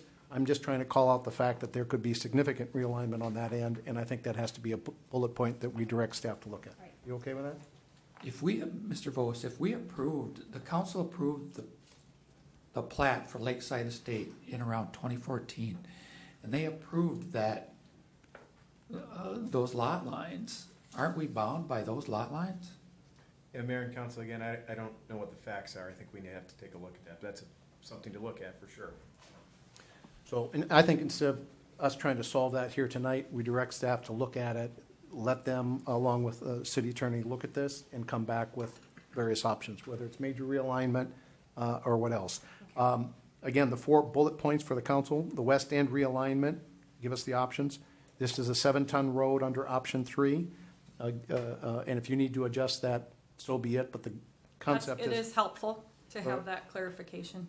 minimal curb and gutter for erosion control only, and then we're looking to have a 25-year road here, knowing full well it would have to be replaced then and go to the county standard. The other thing I think we should add here as a consideration, and I guess it goes here as well, is to the extent possible, the city begins to collect the right-of-way during the annexation process, so that 25 years from now, when the county comes in, hopefully the city will have the right-of-way now. And I think we have at least the ability to negotiate that during the annexation process. So I think we just need to consider that. So that would be a 5th bullet point here, I guess, under option 3. Mayor, would it work for us as for what we would be doing for that to outline for the council how we would go about acquiring the right-of-way? Yeah, I think that's fine, Preserving too. the right-of-way, I mean, long-term? Correct. I think that's fine, too. So that was the 5th item, acquiring right-of-way on south side, if you will. And can the city designate right away without purchasing it to be purchased at a later date? There's a couple of different options that we can look at. So if you look at the Lennar development, they've already been planning for the additional right-of-way needs with their future concept phases that we've looked at. So there's options that exist through the platting process when we have that right-of-way already identified, but then there's also the whole acquisition question. So the county would be able to help us lay that out, and we could include outlining what those options are, what that process for right-of-way preservation would look like. So there's a valid motion to add these 5 bullet points under option 3. Council, any further discussion on adding these 5 points? I would like to say that each of these options should have a bullet point that says compute life cycle costs as part of our overall cost analysis, which life cycle costs would include all routine maintenance, all periodic major maintenance, so all periodic purchase of turn lane right away and building of turn lanes. Those are life cycle costs. Mr. Vogt, if you will, I had those. I was going to ask the council to make a separate motion to do those actual things. Okay. At this point, we have the motion to add these 5 items. Is there any further discussion on adding these? Then all in favor of adding these 5 items under option 3 signify by saying aye. Aye. Aye. All opposed? Okay, you have that list. We'll add those. Going back to Mr. Vogt's comment, I move that we direct staff to look at the life cycle costs for options 1, 2, and 3, and consider Judy's questions that we will post to the public, and get the answers as much as possible to those questions. Is there a second? Second. All right, discussion on those 2 items. Council, any further comments? Question on how we quantify the differences in right-of-way. There's a huge expense related to right-of-way, so I'm puzzled as to how we're going to understand what the difference in costs are of each assumption related to right-of-way. We'll have to ponder that. The Staff will have to contemplate how to. Because we know The assumptions can vary wildly. I mean, I think we're just going to have to make an assumption that we understand what we're assuming in that analysis relative to the right-of-way acquisition. The only reason I bring it up is that county costs are all inclusive. They've got the right-of-way in there. Is that true? They have an estimate, but it's, until you go through the actual acquisition process, it's highly speculative, and so, that's why it's a little bit more difficult to estimate acquisition costs, because there's a whole process associated with it. If I remember right, looking at those numbers, the county estimated $575,000 for right-of-way acquisition. Correct.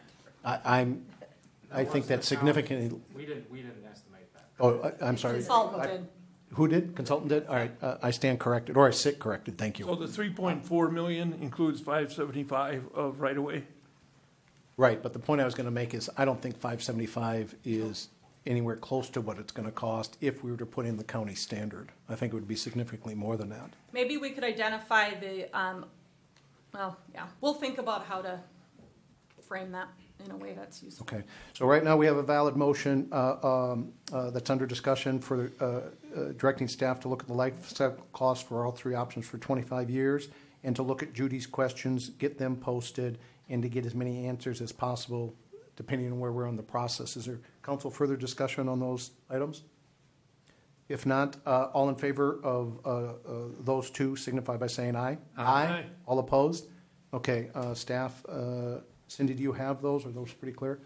So I've got one other thing I want the council, assuming no other council members have something, there's one other thing I want the council to consider.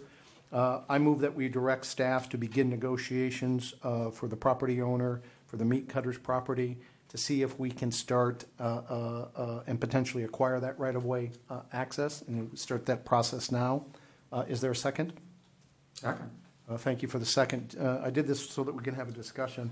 I'm wondering if for timing, if we don't start and direct staff to start those discussions, that will get into some of the questions that we're already having, and will also give us an idea whether or not on the west end, and I'm only talking about that west end where there could be significant realignment, it will give us an idea whether or not we can find a good solution, at least for that west end property. It will also be able to give us an idea on what kind of numbers may be involved for that. So I'd like to actually direct staff to start those discussions and see where they lead. I think it's a fair thing to do for the meat cutters. The people that own that property, that's what they're waiting for, is for us to settle the right-of-way issue. So they'll understand the ramifications of development. And when I was looking at the GIS, there's a little part of that corner that isn't the meat cutters. And I don't know if we need to look at that as well. We know who the property owners are. Yeah, I got This one, it's Christy Haskin. Christy Haskin, yeah. All right, so. Mayor, I like your proposal, but I would also like to include directing staff to research the idea of including that as part of the land acquisition, the, drawing a blank on the word, annexation process. If we include it as part of the annexation process, that we have to have that done before the properties are actually annexed.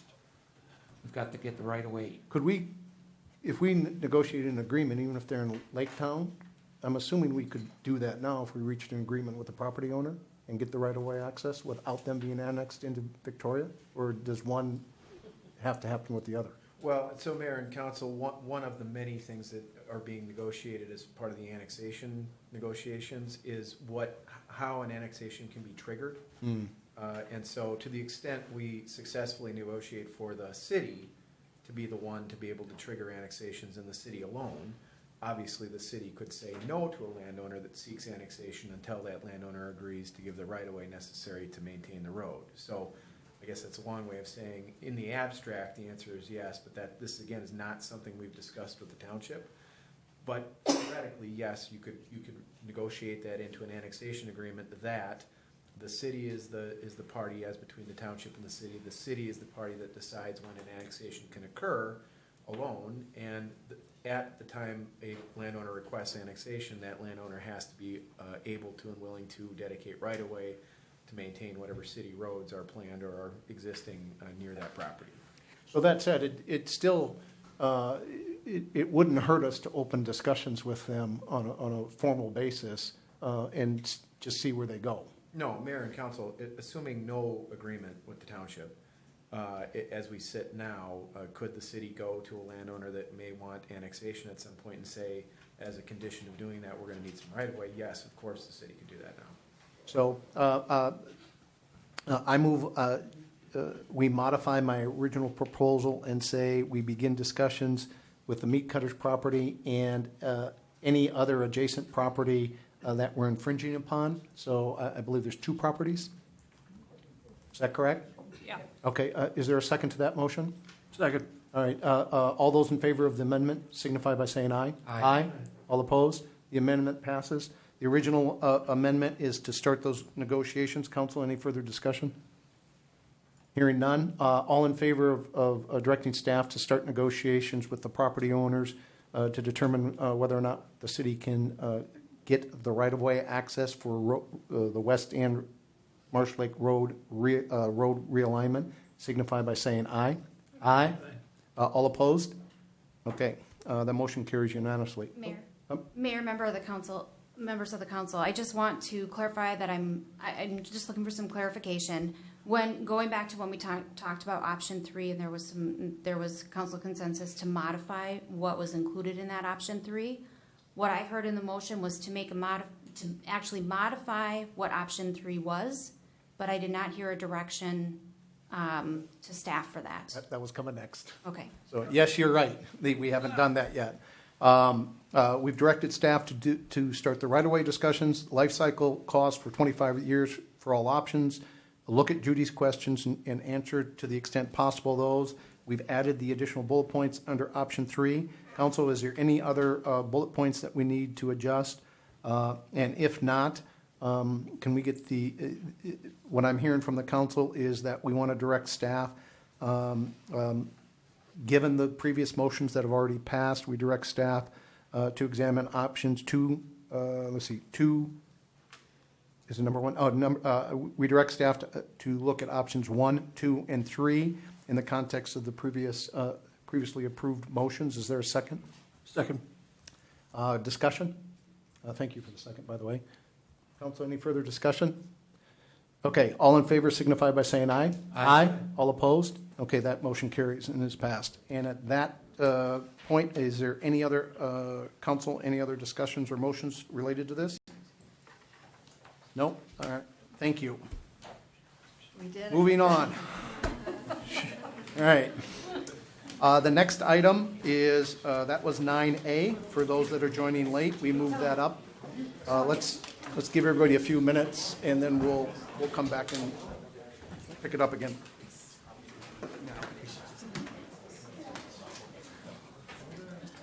Cindy, any questions?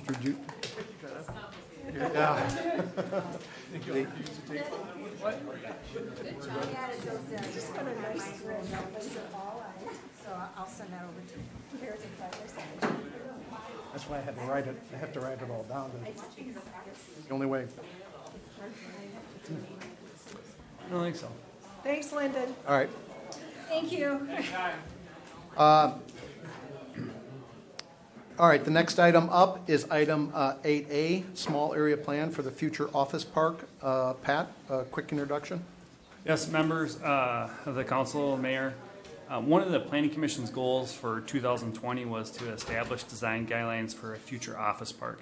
Staff recommends expanding this goal to have it take a look at a smaller area plan for the area. As you know, this is the only large area for office and industrial use, commercial use in Victoria. So establishing a clear design and development vision for the area will help the city achieve its full potential for the area. The timing, I think, is important because as we put in the utilities along County Road 11 this year, there's going to be developers are going to be asking for development opportunities south of the railroad tracks. The map in front of you shows you where the office is located in the purple. The red is the commercial along County Road 10 south of railroad tracks. Now, in addition to that, is that the timing of the County Road 10, they're doing a study this year, and so the timing of a smaller area plan with the county doing a study for the County Road 10 makes a lot of sense to do it at the same time. We're also looking at now, because of the development on County Road 11, to doing a study along County Road 11. So doing the study on the County Road 11, 10, and a smaller area plan for this area makes a lot of sense to do it this year as opposed to doing it next year. The other key ingredient reason why to do a small area plan is similar to what they did with the downtown master plan. They got developers that were interested in a development, and that's how the flats occurred. So one of the things you do with a small area plan is that you get developers that were from the commercial sector, industrial sector, and from the office park. Have them look at the plans, give them feedback to see if the plans are feasible or not, and then also to just drum up interest in developing the area in general. With that, the city staff looked at, we asked one planning consultant, what would for the fees be to complete a plan like this. They said it'd be between $30,000 to $60,000 depending on how much public input is required. We don't think that a lot of public input is necessary. You probably think have one open house because there's no neighbors really, and that's usually when you wanted a lot of public engagement is if neighbors are involved. The other thing is we can pretty sure get a grant from the Carver County CDA to cover $7,500 of it. So with that, staff's recommendation is to direct staff to solicit quotes from qualified professionals to complete a small area plan for the flex employment and commercial area south of the railroad tracks.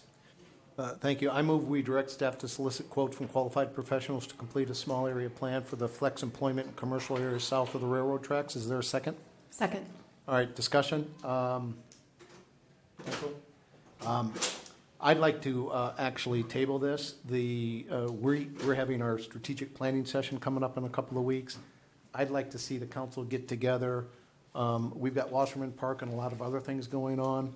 I'd like us to get together and look at all of this, come up with a plan for the year or the next 18 months, if you will. And as out of that, I think we come up with our priorities. If at that time, if the council says, yeah, this is one of the priorities, we can do that. I'm just not sure that we need this right now, and I'd really like that, looking forward to that strategic planning session to kind of set our direction for the next 18 months or so. So I would like to recommend that we table this until after that. Discussion? Pat, what's the risk of doing that? All depends on when developers come to the city. It's really nice to have a vision from the council. So when developers do come to us, we can tell them what the council envisions for the area. We don't have anything like that at this time. No, and It really, no, we have the comprehensive plan, and that kind of tells you some ideas, but it doesn't give the nitty gritty of a developer would want. The other thing is that a small area plan would typically take 6 to 7 months, so already you're out into next year almost. And Right, so but that's we're why not- one of the reasons why staff would say, let's start it now. Give me an example of the nitty-gritty that might be emerge from a study. So a lot of it is the transportation. Okay. Where the appropriate intersections of county roads are. Right now, our comprehensive plan doesn't have that. The truck turning movements, the amount of cars coming and going. Also, just the market studies, like what are the market trends for commercial and industrial? What type of developments do we occur? So if a developer comes to staff and they say, we want to do a storage space, we would have no idea if that is what the market is telling us that it should do, or is that something that the staff and the city council should say, no, we don't want a storage space. We want something else because this is what the market studies are telling us. Okay, thanks. Pat, do we have, excuse me. Yeah, go ahead. Do we have an idea how much it's gonna cost? Is that in here? Right, between $30,000 to $60,000, but 30 to 60 is broad. Is it possible to have them phase it so that we don't spend a lot of money until we are done with our strategic planning? Well, one thing is going to take some time to get solicit quotes from the planning consultants, so we can continue doing this while you're doing a strategic planning study, and then figure out what those quotes are, come back with a specific offer, and then the council can make that decision then. So, Mayor, I kind of agree with you. I think that would be a good thing to sort of table. But if we had the information on what a study would actually cost, that might help us make a decision. I'm not opposed to that, as long as we don't execute the contract. The other point I was going to make, too, is, Kara, we haven't even run water and sewer down there. It's going to be a while before we even get to 10 and 11. So is this study kind of, assuming we approved it, wouldn't it be somewhat premature because we're so far out? So with the South Area Utility Extension Project and the development of the Welter piece, utilities will be very close. So I do anticipate that once it's that close, you'll start to see some additional requests. We already had one broker come and meet with staff to understand how the utilities were going to get to their property. The other thing that I note that's going on is Carver County is in the process of doing a corridor study for County Road 10. So having information about this area of property might be informative into that process, and that's underway over the next 12, 18 months. All right, so I move we amend the motion and direct staff to get a detailed cost estimate, but not actually do the study until such time as the council's looked at that cost estimate and completed our strategic planning session, which is really just delaying this thing. It's a few weeks. The actual motion is, that's exactly what the motion is, though. Direct staff to solicit. Oh, yeah, it was. So, But with that, just one comment. Patrick, this study that we have before us from Minnetonka is pretty extensive. Do you have like a laundry list of things that you want, that you would like to narrow it down? So include in that quote? Right, so it's in the second page of your staff report to those 5 parts of a small area plan that should be done. One is a background information, so doing a market study, transportation, mobility studies, creating a vision, some urban design recommendations, regulatory considerations, and then implementation strategies. Okay, I'm in favor of just go ahead and soliciting quotes. yeah, I withdraw my amendment, and thank you. I didn't realize it was solicit quotes. I read it as issue it. So, reset. So we have a valid motion that's on the table to direct staff to solicit the quotes. Any further discussion, council? All in favor signify by saying aye. Aye. All opposed? Motion carries. Thank you. Paul, next item, 8B, Small City Wireless Ordinance.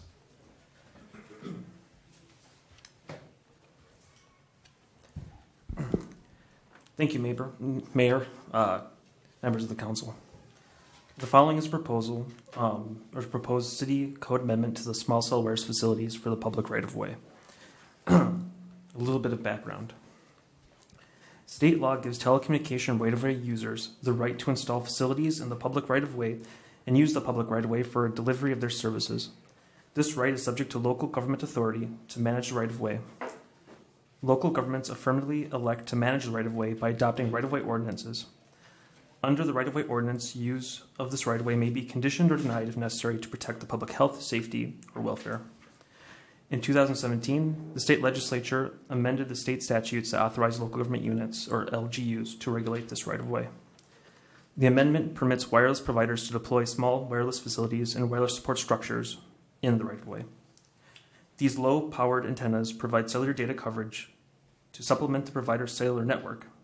New small cell towers will improve the provider's ability to meet the current and future needs of their providers or their customers. The new law requires LGUs to provide or deny small cell wireless facilities permit applications within 90 days. Under the new law, the LGUs are entitled to recover right-of-way management costs from the wireless providers that use the right-of-way through permit fees.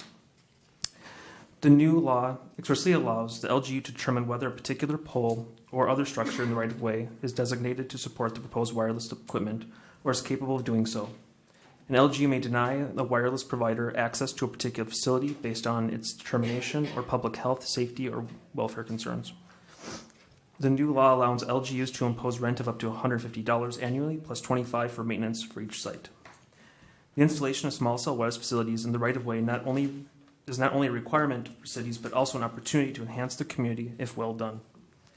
Examples of community enhancements include increased coverage for cellular service, better implementation of current and future technologies such as driverless cars, reduced reliance on large macro cell towers, which can reach over 199 feet, whereas small cell wirelesses are under 50 feet. The ordinance amends City Code Chapter 22, Article 6, pertaining to right-of-way management in the following ways. The ordinance creates a small wireless facility permit to co-locate in the public right-of-way. The ordinance imposes a small wireless facility permit fee.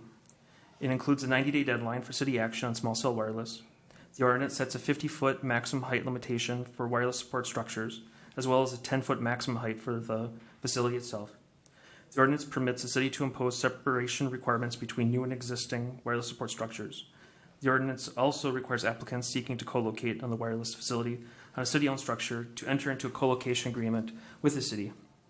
The ordinance also provides for denial of permit applications and revocation permits when necessary to protect the health, safety, and welfare of the community. In addition, the conditional use permit will be required for new poles in low R1 low residential density, R2 single-family residential, Lake Minnetonka residential, and the CBD or Central Business District. Staff, in addition to the necessary ordinance to include small cell wireless facilities in the right-of-way section of the City Code, recommends that Council direct staff to research and post aesthetic requirements for small cell wireless facilities in the city's website by April 15th deadline, as established by the FCC. If the city fails to adopt and publish small cell aesthetic requirements by the state, it may lose the ability to impose these standards on telecommunication users who deploy small cell wireless facilities. No comments or concerns were noted by Public Works or Engineering. Staff published a public hearing notice in the local paper and conducted a public hearing on March 19th with the Planning Commission. The Planning Commission recommended approval of the proposed ordinance on March 19th, 2019. The city's attorney also reviewed this proposed ordinance and made comments regarding the conditional use section for residential zones, and these were incorporated. Staff recommendation, a motion to adopt the ordinance as small cell wireless facilities amendment to the right-of-way management ordinance, a motion to approve a authorizing summary publication of the ordinance by title and summary, as well as to direct staff to research and publish aesthetic standards for small cell wireless facilities and to post that by April 15th. With that, thank you. Thank you, Paul. I move we adopt ordinance number 438, a small wireless facilities amendment to the right-of-way management ordinance. Is there a second? Thank you for the second. Discussion? Discussion would be is how many wireless providers does the city deal with right now? I believe there's currently 4 that are currently being major ones, correct? 4 major ones. So would this increase the number of wireless providers that we would have in the city I don't- to some unmanageable number and cause any kind of a problem? I do not believe so, no. Mayor, members of the council, 5G is a good thing for communities. The challenge that communities are having with these is they're different than what we're seeing right now because they work on what's called a mesh network, meaning they have to be line of sight in order to communicate. So generally what we've seen in the past is that the carriers, these major carriers, don't like to share equipment. They don't want to co-locate their equipment. So when you have situations and where they're looking to go to get this 5G to work, they look to density first. So if you think about each individual, we'll say 4 main carriers, wants to go ahead and move forward with deploying their 5G, they're each going to come and make application to put in a number of poles. And so what we're worried about is clutter, enter in your aesthetics, but also right-of-way management as it relates to public safety, and for pedestrians, for traffic, and all the other things associated with that. It could get messy pretty quickly. So as part of those aesthetic standards, they speak to spacing as a part of that. But one of the main challenges is having so many so close in a small area. Got it. Thank you, Dana. Go ahead. Would those, you said they don't tend to like to share equipment. So if we have 4 providers in the city, we could have 4 poles right next to each other, or does this require them to co-locate? This ordinance, as I understand it, would not require co-location, but would encourage that. And that's typically when we have conversations or as people approach us. Even on the macro sites, we will always look for that co-location or suggest that. So, so on that piece, they probably would not, but we would encourage that.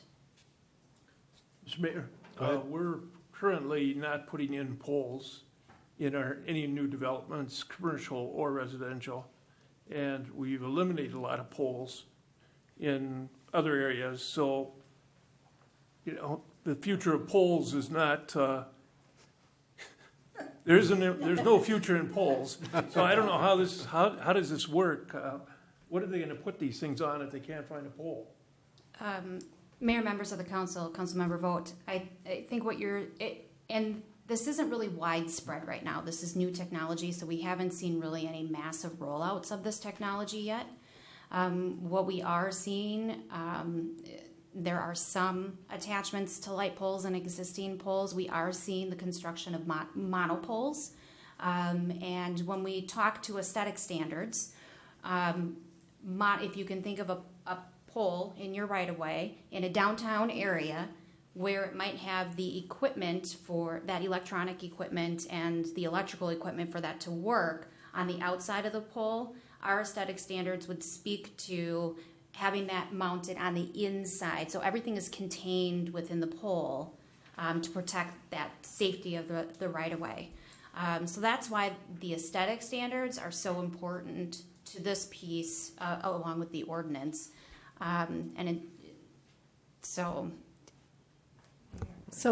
on the pictures that you show in here, have some pretty good, I don't know if we can bring those up, it's a pretty good illustration of, yeah, we've got good news, bad news. Yeah. This is Minneapolis, this is Cleveland. None of them look too pretty. Are you bringing the pictures up? Yeah. Yes, sir. There we go. So here are a couple examples. The best. It's a unique design. This one's really nice. This one in Oakland is beautiful right there. Oh, what a work of art. And I've seen that kind of, look at all that. So the intention is to get closer to a design like the one on the left or the one below. And so one of the aesthetic design items is that the cellular, the actual infrastructure is no wider than the pole itself. And so that has a very contiguous design to it. You still need a pole, though. You would still need a pole. And, you know, it has to do with, it can't be, the way I understand the technology, it can't be too high because it needs to have a certain field of influence so part of that mesh network. But it also doesn't want to be too low either. That's why the 50-foot maximum. But making sure it's clear of pedestrianism to make sure there's any conflict with other users of the right-of-way is really important. Also, trying to find a way to mask any of the associated infrastructure, such as, in this particular example, there's a small foam mailbox that's right to the left that actually houses a lot of it, so it kind of blends into. So I know this is new. Is this ordinance based on what little examples are out there so that we're kind of in line in doing what others are doing as far as trying to put some reasonable aesthetics around this? I believe that's correct, yes. All right, so we're not doing anything out of the norm, if you will. Correct. All right. Council, further discussion? Can we get the resolutions back up, please? So we have a valid motion. If there's no further discussion, all in favor signify by saying aye. Aye. All opposed? I move that we approve resolution number 2019-20, a resolution authorizing summary publication of ordinance 438 by title and summary. Thank you, Cindy. Is there a second? Second. All in favor, discussion? All in favor signify by saying aye. Aye. All opposed? Motion carries. Thanks, Paul. You can stay right there because you get to do 8C, zoning map adoption. Mr. Mayor, would it be okay to also receive direction for staff to research and publish aesthetic standards? Oh, yep. I move that we direct staff to research and publish aesthetic standards for small wireless facilities by April 15th, posting deadline. Is there a second? Second. All in favor signify by saying aye. Aye. All opposed? Motion carries unanimously. Sorry about that. Thank you, sir. Now we get to do 8C, zoning map adoption. Thank you, Mayor and Council. The following is a proposed update to the City of Victoria zoning map. A little bit of a background. The City of Victoria is responsible for regular updates to the zoning map and the official map as described in Section 109.3 and 109-53. When zoning changes are made to a parcel or group of parcels or to the definitions of zones within an official and zoning map, an ordinance is required to update these maps. Most updates to the zoning map are done at the parcel level during the planning actions, such as a PUD or redevelopment. In such cases, a hearing is conducted and the proposed rezoning and the parcels are identified in the ordinance to be changed. Zoning map changes also occur when cities change the definition and numbering of the districts. These kinds of actions require an adoption of a new citywide zoning map. Such was the case in 2017 for the City of Victoria. Ordinance number 415 and 420, a comprehensive replacement of the zoning chapter, was passed on May 22nd and July 24th, 2017, which changed the zoning categories and definitions. This action effectively rezoned all the properties in the City of Victoria to the new categories. Although the above referenced Chapter 109 amended and the definitions updated, a new official zoning map was not officially adopted through the ordinance. This ordinance seeks to update the map with the changes that were made, making those changes finally official. No comments or concerns from Public Works or Engineering were noted. Staff published the public hearing notice in the local paper and conducted a public hearing on November 20th, 2018, and the Planning Commission recommended approval of this ordinance on November 20th, 2018. The City Attorney reviewed the proposed ordinance and made no comments. The recommendation is for a motion to adopt the ordinance updating the zoning map of the City of Victoria. Thank you. Thank you. I move we adopt ordinance number 439, an ordinance adopting the updated zoning map for the City of Victoria. Is there a second? Second. Thank you for the second. Discussion? Does the zoning map include, like the meat cutter's property, that kind of thing? Is this stuff that we have not Current zoning. We currently own? Correct. Right, so this would be items that are already incorporated into the city, and these, all that really happened was that we changed from single residential district to multiple residential districts. And so when that happened in 2017, everything was passed except for the zoning map, which then allowed us to update the maps to basically repaint the map. And this is correcting that so that it's up to date. Got it. Further discussion? All in favor signify by saying aye. Aye. All opposed? Motion carries unanimously. Thank you, Paul. Thank you very much. Kara, item 8D, 2019 BioSeal project. Accept quotes, award contract. 8D, okay. A lot of order there. Mayor and members of the City Council, this is something that's typically routine in nature that may have appeared on the consent agenda, but we wanted to draw the council's attention to it for a couple of different reasons. But as part of our routine annual maintenance program, we traditionally have done a chip seal for our seal coat. So not all of you, but I think many of you have had the pleasure of having that completed to your roadway in your neighborhoods. That is where we put the oil down, and then we put the little bitty rocks down. That then, over time, the rocks end up in your yard, the rocks end up getting tracked into your house, and can cause quite a number of complaints.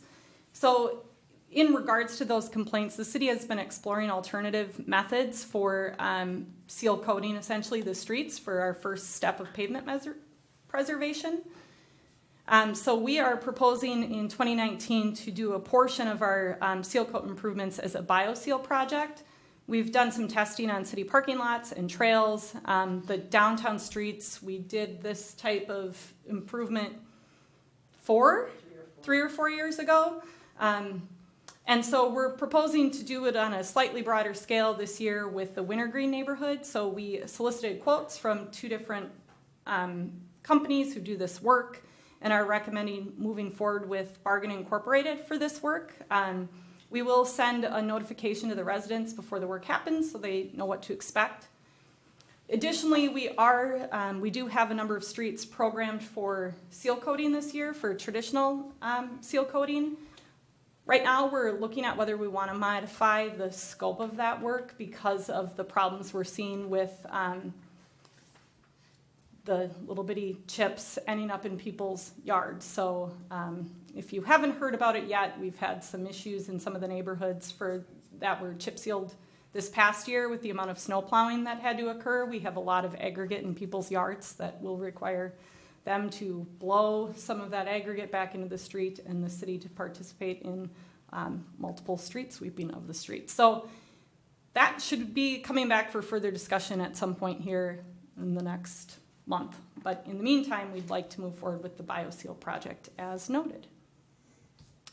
Thank you. I move we approve quote from Bargain Incorporated in the amount of $37,146 for the 2019 BioSeal project. Is there a second? Second. Thank you. Discussion. I have 2 questions. Well, how does this compare durability-wise with the chip seal? And how does the cost compare? Do you want to speak to either of those things, Ann?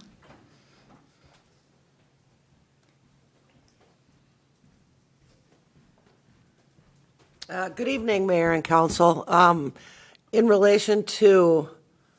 And just for the record, for people that... Sure. Ann Monkey, Parks and Public Works Director for the City of Victoria. Thanks, Ms. Monkey. Yes. I would like to ask, the question I'd like to ask is the comparison in the cost. Correct. And the comparison in the durability between both of these two. Sure. Generally speaking, I'll just kind of give a real brief history of the chip sealing usually is done every 7 years. Ideally, with the BioSeal application, it's done the 2nd or 3rd year after a street reconstruct or a mill and overlay. So we try to get the crack sealed right away, and this applied to the pavement right away, so it adheres and forms a bond. And in the applications that we've used it in, a couple parking lots, some trail work, if we get it during that 3 to 5 year time frame, it's really holding up really well. The cost associated with it is roughly about the same, maybe a tiny bit more than what we're seeing with the seal coating.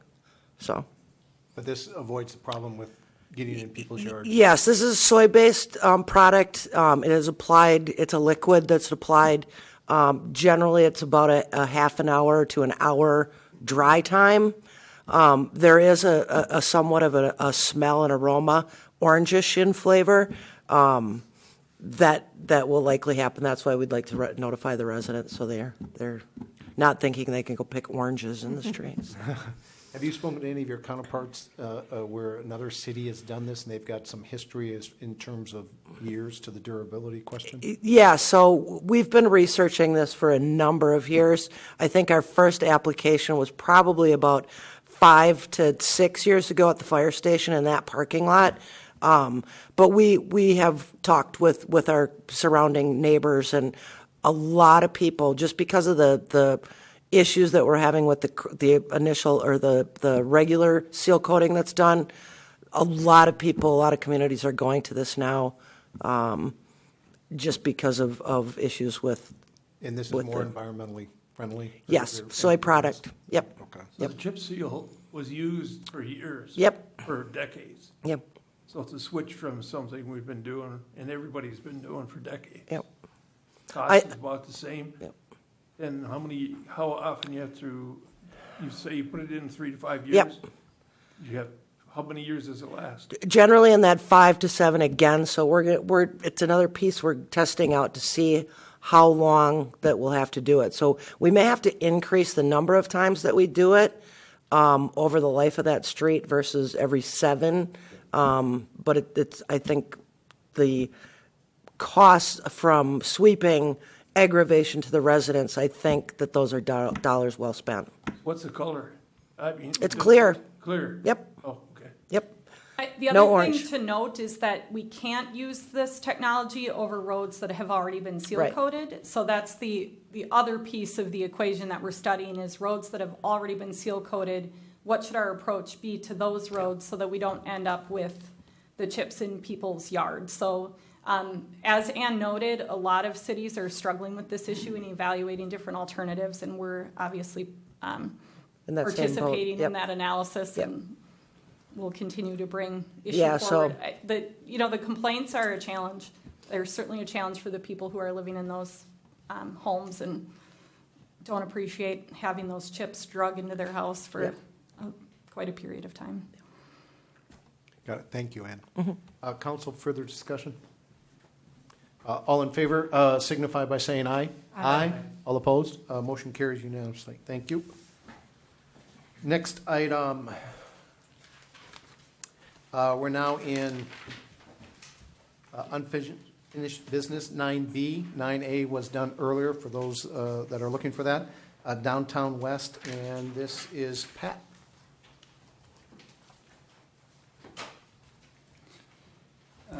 Mayor, members of the City Council, in 2016, the City Council adopted a downtown master plan.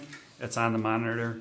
The downtown master plan guided the 13.5 acre site for a mixed-use neighborhood with commercial, office, and residential uses. In November 26th of last year, the City Council approved a preliminary development agreement with the development team and gave the developer 4 months to complete the studies and refine their development plans. On March 12th of 2019, the developer presented their concept plan to the Planning Commission, and the Planning Commission reviewed it and found that the sketch plan was consistent with the comprehensive plan. They did also make some recommendations that are included in your staff report. Tonight, the developer is coming for the City Council to present their findings or their 4-month study. One of the things that the Planning Commission had concerns with, and I believe the City Council has concerns as well, is just the amount of retail that is being proposed. And as soon as after the Planning Commission reviewed the concept plan, the Center of Urban and Regional Affairs, CURA, came out with a report that I included in your packet, and I also sent to the Planning Commission after they had their review.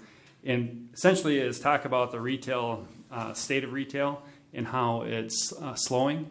Right now, currently, 1 in every 10 retail dollars in Minnesota is spent outside the state, and that number they expect to grow from 1 in 6. So every dollar, every $6, one of it is going to be spent outside the state. Right now, I'm going to turn it over to the developer to let them explain their studies and what they found.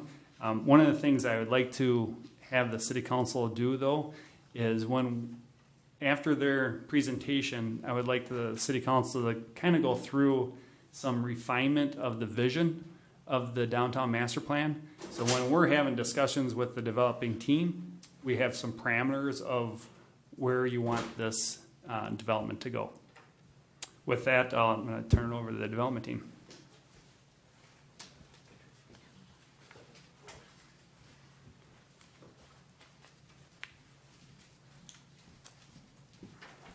Hi, your names and positions for the record, please. Would you like to start? Okay. I'm Ella Carlson with Anderson Companies. Where should I plug this in at? So HDMI. Yay.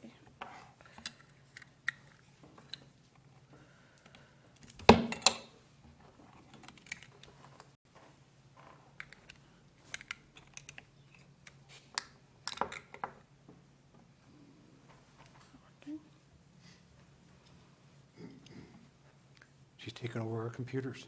Yep. You're not from China, are you? It'll be easy to follow city business. Yeah, thank you.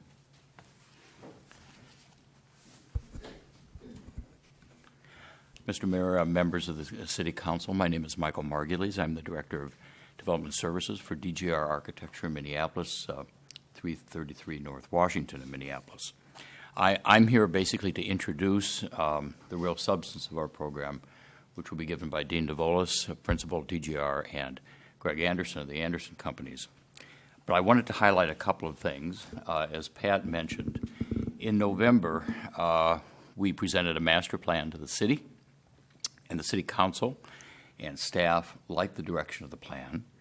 And we then entered into a preliminary development agreement. And the purpose of this agreement was to allow us to explore how the city could best develop and implement the master plan. And so we began our work initially in collaboration with Thone Development and United Properties. And we learned a lot about the development potential and the challenges of the master plan property. And we want to share with you tonight what we've learned and give you a proposal for the master plan for Downtown West. And Dean and Greg will go into the details, but I want to highlight 4 things that we learned that sort of set the stage for this. First of all, we learned that the master plan is going to contain some unique urban design aspects that need to be advanced and respected and protected, not just now, but through the years. Secondly, we learned that the complexity of the site and the changing nature of the market, which Pat just alluded to, requires some things. It requires flexibility, the ability to change and adapt to the changing market, and particularly the changing retail market. We learned that the complexity of the site and the nature of the market requires that this plan be phased in. This is development that's going to take at least 5 to 7 years to realize. So the question becomes, how does the city achieve its goals without succumbing to a process of land speculation by developers? The complexity of the site and the nature of the market required that we create a plan to develop design standards and protocols and a method to enforce those for whoever ultimately subdevelops the land.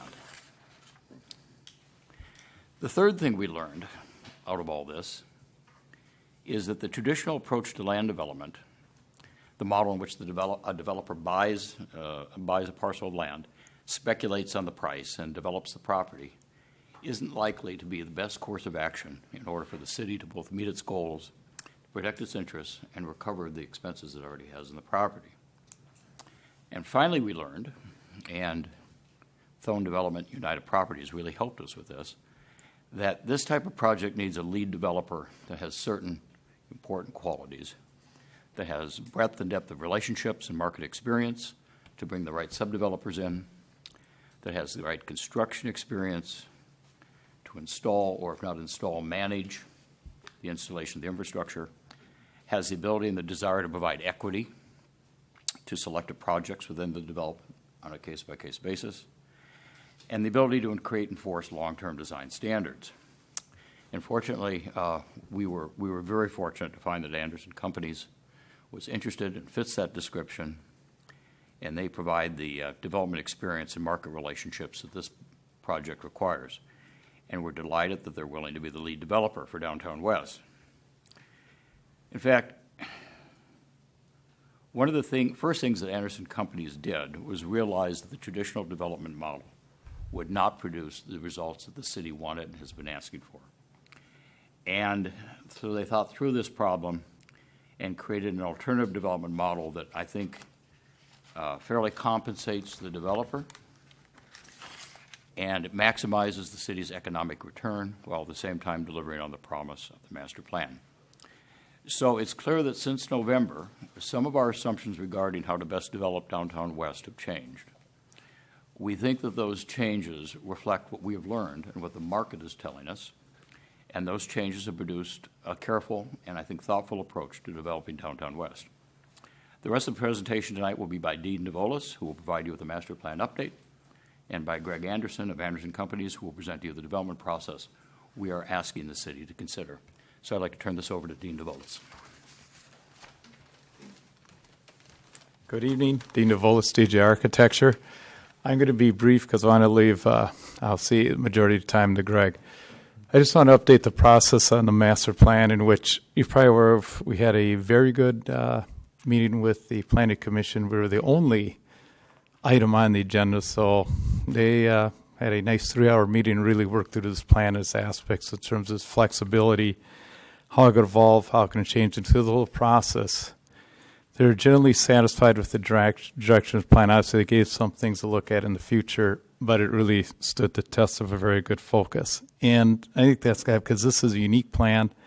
It's not a standard plan, which is produced in most cities because of the nature of small incremental buildings, traditional office, commercial space, which is key to creating opportunities downtown for small businesses, the parks and aspects of that plan that really enhances. The quality of urban design is a big deal. That's part of it. And the reason why we went to this development motion that Michael alluded to is really to preserve the plan under traditional development methods. That would prove much more difficult because we would lose control of that process. It would fall into a third party's hands, so to speak. The other thing is this plan is flexible to evolve over time. A big deal and evolve over circumstances. For example, if the county, and I know you had a long discussion on road projects and evolution in your previous item 9A.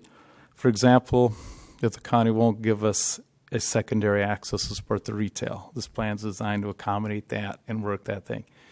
If a grocer never shows up, what happens? And everyone decides. We can make that fit. So the plan has the ability to keep its character, its content, and make those evolutions. Probably the most key aspect of this is the design standards that will be brought along with this development process, because that blueprint that guides future sub-developers will be crucial to get the vision you're looking for. It cannot be just left to chance. And we've been working in developing that detail that'll enhance that allow that traditional retail to occur, allow the variety of building types, housing, unique mixes, those aspects to it. And Greg's been very instrumental in helping us get to that point and sort of ensure that's why I like this approach, because it really helped make that foundation to it. As Michael mentioned, working with Greg was a recommendation. I had previous opportunity to work with Greg because I did a major project across the street from me, and that's how he worked, and I got great respect out of that, and that's why his name came to the top to really make this reality. So I'd like to do right now is introduce Greg Anderson of Anderson Companies, which will walk through the process, and after that, then we'll stand for questions. So thank you. Greg? Good evening, Mayor, members of the council. My name is Greg Anderson. I'm a founder and president of Anderson Companies, and I hope I have as much luck with this as Ella did. You had a chance to learn a little bit about our background. What we're going to talk a little bit about tonight, we've had our introductions. I was actually introduced to this opportunity the middle of January, so I'm catching up a little bit, learning about the history. The first thing that I saw when I saw the master plan, if you're going to go out to find a developer to look at the entire property, there's too many different uses here. I think that in order to maintain the vision that you're looking for, you really need to put this together and go to the right users, the right sub-developers that are in these different categories of work. You've got for-sale townhomes, market rate rentals, maybe some senior, and also some grocery. So we'll talk more about that here in a little bit.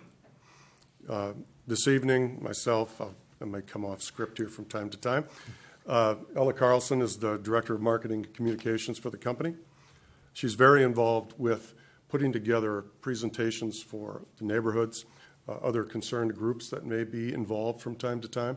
She truly leads that effort when we bring developments to different cities. We're going to talk about our development process that was introduced to you that's going to be a little more driven by the various types of long-term managers, long-term owners of real estate, including myself, that might be more specific to the needs that are on this plan. Like I mentioned earlier, the variety of uses you have on this plan is not set up for one group to come in and do it well and maintain your standards. So I think splitting it up is a wise choice. We're going to talk a bit about our proposal. The goal is to get retail rates to you, not a wholesale of the land, but actually retail rates to you. Long term, I think you're going to come off better in the long run. We are not a brokerage house, but our development services will be identified on how they're worked through this as well. And then talk a little bit about next steps. I think the next steps, Patrick, that you've defined in your agenda this evening in the staff report are more timely than what might be in here, but we can relate to those as we get to that point. A little bit about the firm. It's our 20th birthday this year, and we're looking forward to a little fun this fall, so that should be good.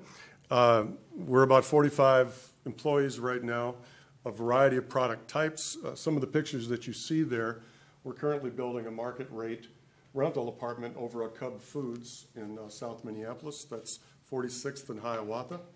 To the bottom left is the new Byerly's store on France Avenue in Edina. We orchestrated the city approvals, all the entitlements for the Lund family. And then the one in the middle is Orchard Path, which is a senior housing facility in Apple Valley. From our grocery experience as well, not many of the Hy-Vees were built by local firms, but we did build the Hy-Vee in New Hope as well. A little bit of being redundant here. We provide a lot of development services for our third-party clients. Many of those are developers, and in turn, we'll help them acquire land, tie up land, take them through the entitlements, maybe introduce and negotiate their financing. So we provided a lot of those services as well as being a builder. That's a little bit about us. What we've learned. When I first heard about comes up on my screen, there we are. What we've learned. When I first heard about this opportunity, I reached out to a lot of different groups. Market rate housing, several grocers, and some senior housing groups. A mixture of responses. A few of them said, oh, it's a little early. A few of them said, I'd love to be there. So it depends who I had on the phone. But it was a mix. So with that, there is interest. I said there's a master plan that's already been put together, and it meets a lot of the requirements the city's looking for. You have to fit the plan. Oh, well, what's the plan look like? I said, well, we'll get to that if we get to that. But in any event, there is interest, a little bit guarded in some sense. For them to take on the entire property is more than they'd want to chew right now. But with maybe a different development group or a different ownership group within this plan, I think it makes a lot of sense. Let's see. The next step then, if we're moving forward, if tonight is something that you feel this process makes sense, we'd go to more direct market study. I did receive a few market studies that were a little aged, not too bad. Most of it was on the senior housing side, a little bit on the market rate. And we'll talk a little bit about our process. What we mean by transparent, you're going to know what we know. Our goal is to help you sell the property for as much as you can while maintaining what your intentions are for the master plan. An infrastructure delivery option. We'll talk briefly about that tonight. Much more work needs to be done with staff on that. When we were working with the county road, France Avenue is a county road when it goes through Edina past Byerly's. And Trace Lund told me at the very beginning, he says, if you don't get us a new right-in, right-out on France Avenue, this project will not go forward. Well, it took a year and a half, but we got it. The folks at the county actually worked with us very well, and it took some of the volume off some of their stoplights. So it was a win-win for that store to add that. So what we're going to talk a little bit about is a public or a private approach toward infrastructure delivery. And then, last but not least, management of design and development standards. We know it's very important because you've kind of fallen in love with the design that you like. It meets the functions that you're trying to accomplish on the west side of town, and our goal is to do that. And then the sale and development of the property will be phased, but to the groups that can pay the right amount, the retail amount, for the various product types that you currently have on your plan.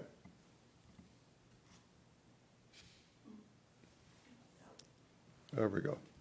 So, did something skip here? Come on. I knew it. I knew it was going to happen once.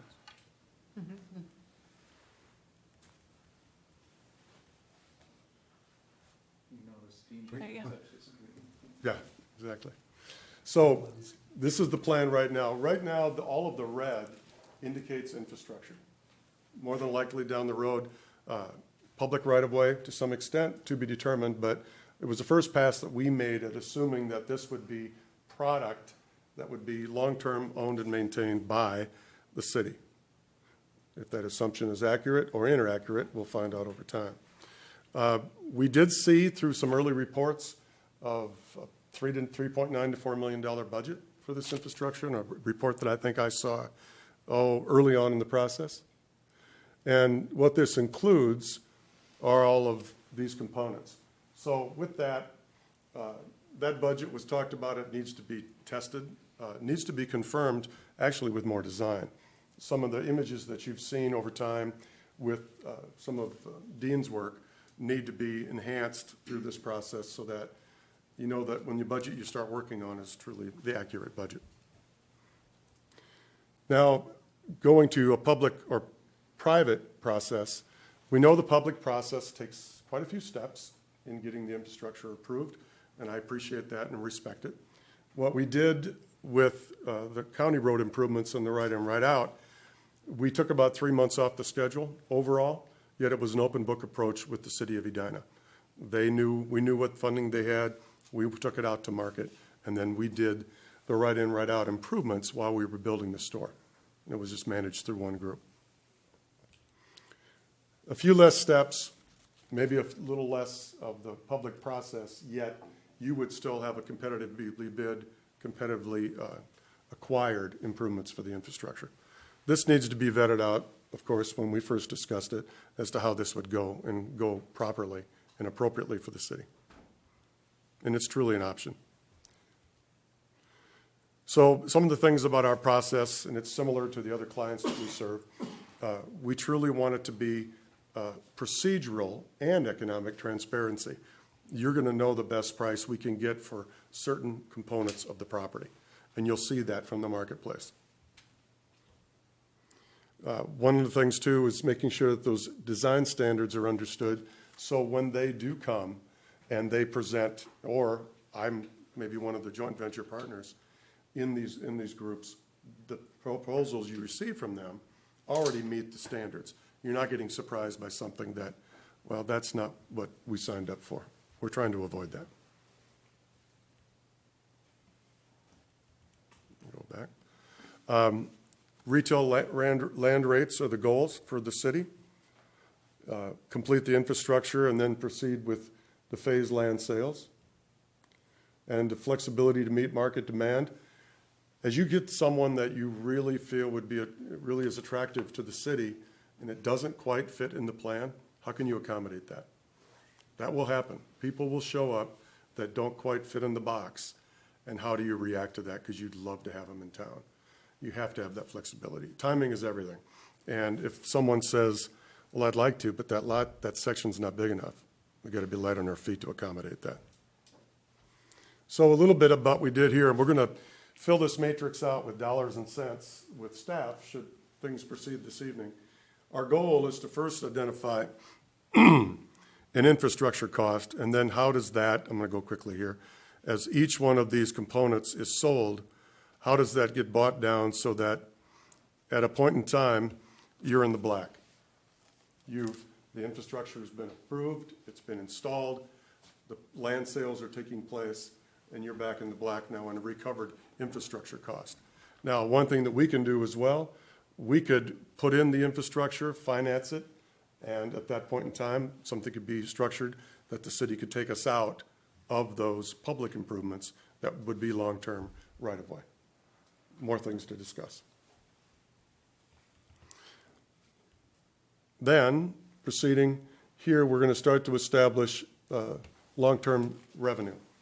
What could this 13 acres really bring back for tax increment to the city? And we'll pull this together with Patrick and his team over time.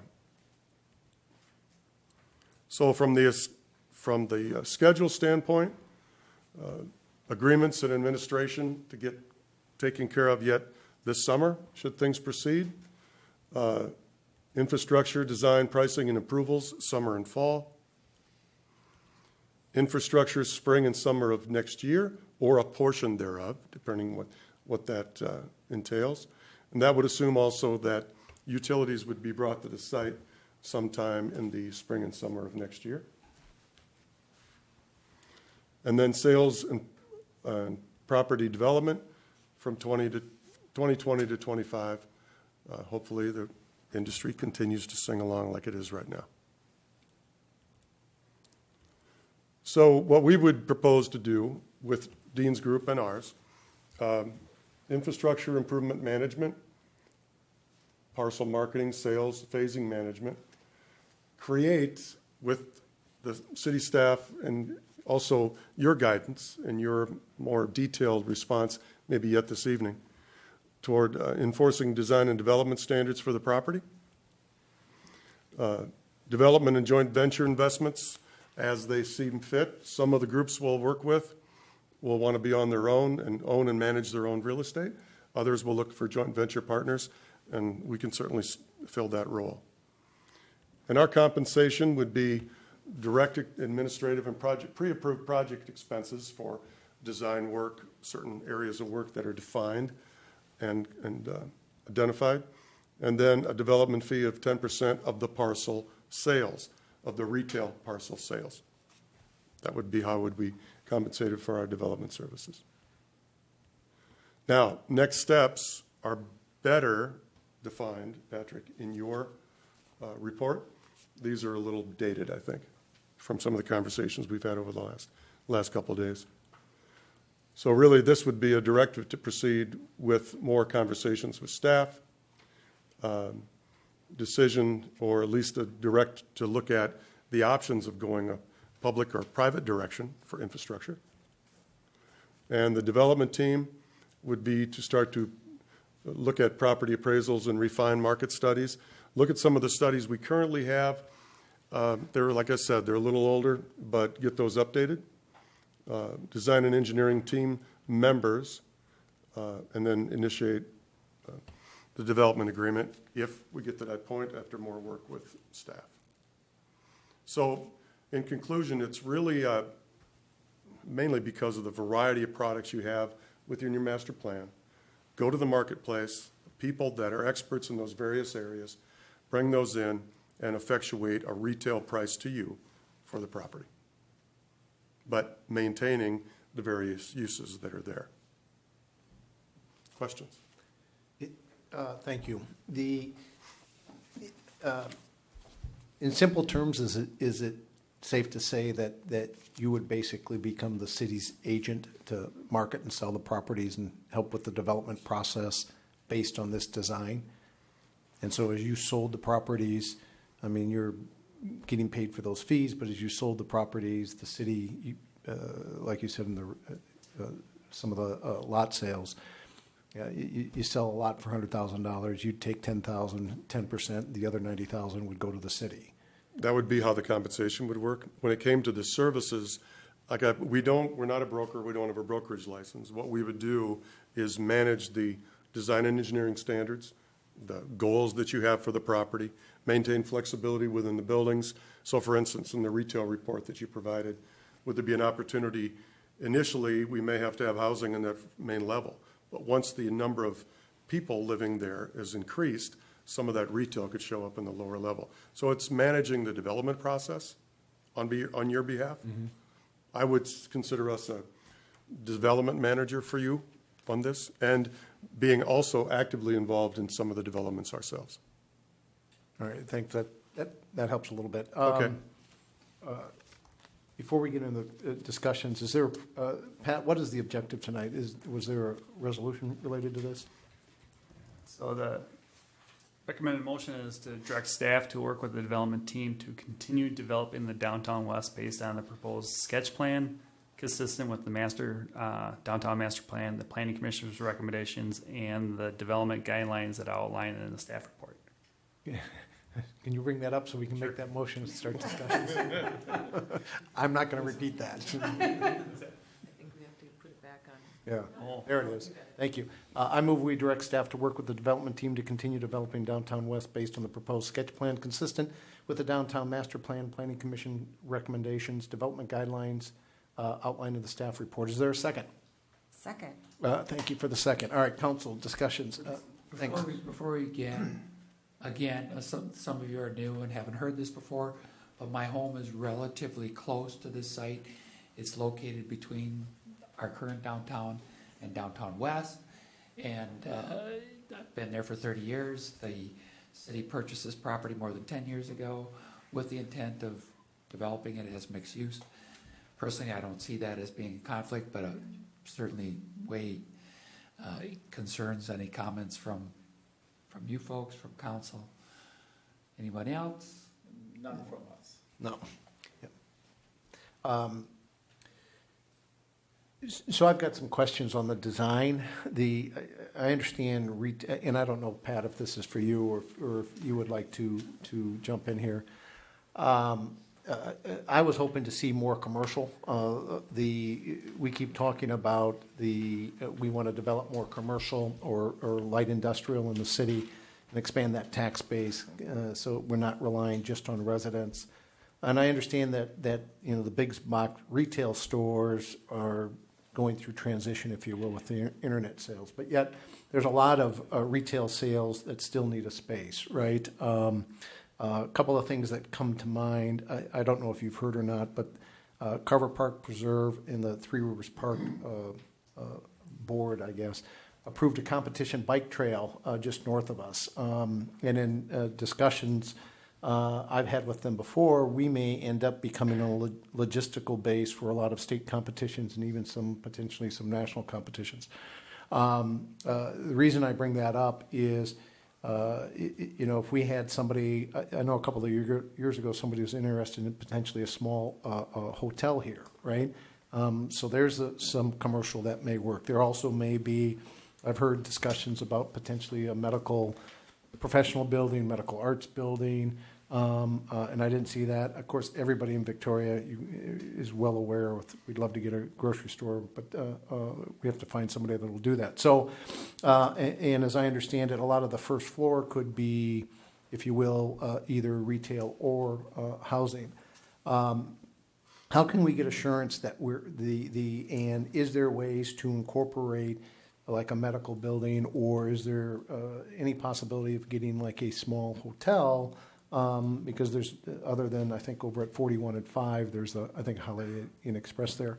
So did you look at those other options? Is there ways to get that integrated or get some guarantees that we'd get more commercial and not just housing? Yes. Ella, could you put up the master plan? I don't want to kill your presentation. Greg got close, but I know I'll accomplish it.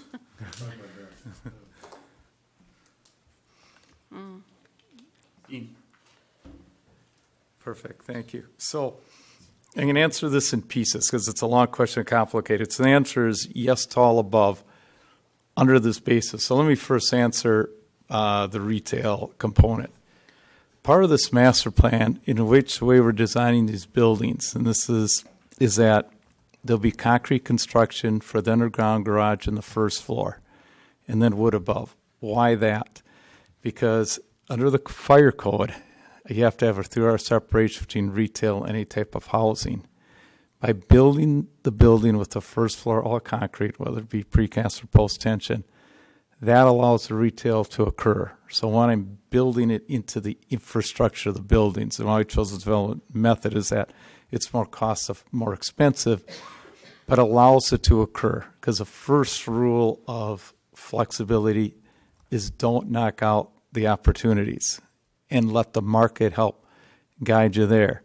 So the first level, this could be retail and or medical office, because a lot of medical office is, some are doing independent buildings, some are located in the main floor of apartment buildings, because I like the one floor design expansion. And I've done a lot of mixed-use projects which have that component with it. An independent building could be incorporated with this design. Design is flexible to allow it to occur, but the first reaction was to have that, because doing independent medical office building, generally they're 20 to 30,000 square feet, where this way at the main floor of these buildings we could accomplish that with clinics that are 10,000, 5,000 or smaller, get more variety. The reason plan was broken into smaller building components, if we have a hotel arrive, and that wasn't precluded, and that little curve you see on the south end of the Oval Park, that was meant to be the flexibility. It could be a hotel, restaurant, to design that ability into it. So the idea is that it's there, it's in the plan, it's incorporated. We're going to design the buildings, allow it to occur. But I do not want to sit up here and say, I can guarantee a hotel and I can guarantee a grocery store, I can guarantee that. What I can guarantee, or we can, I should say, is we'll design the buildings and the master plan to accept those as the opportunity arises and incorporate them.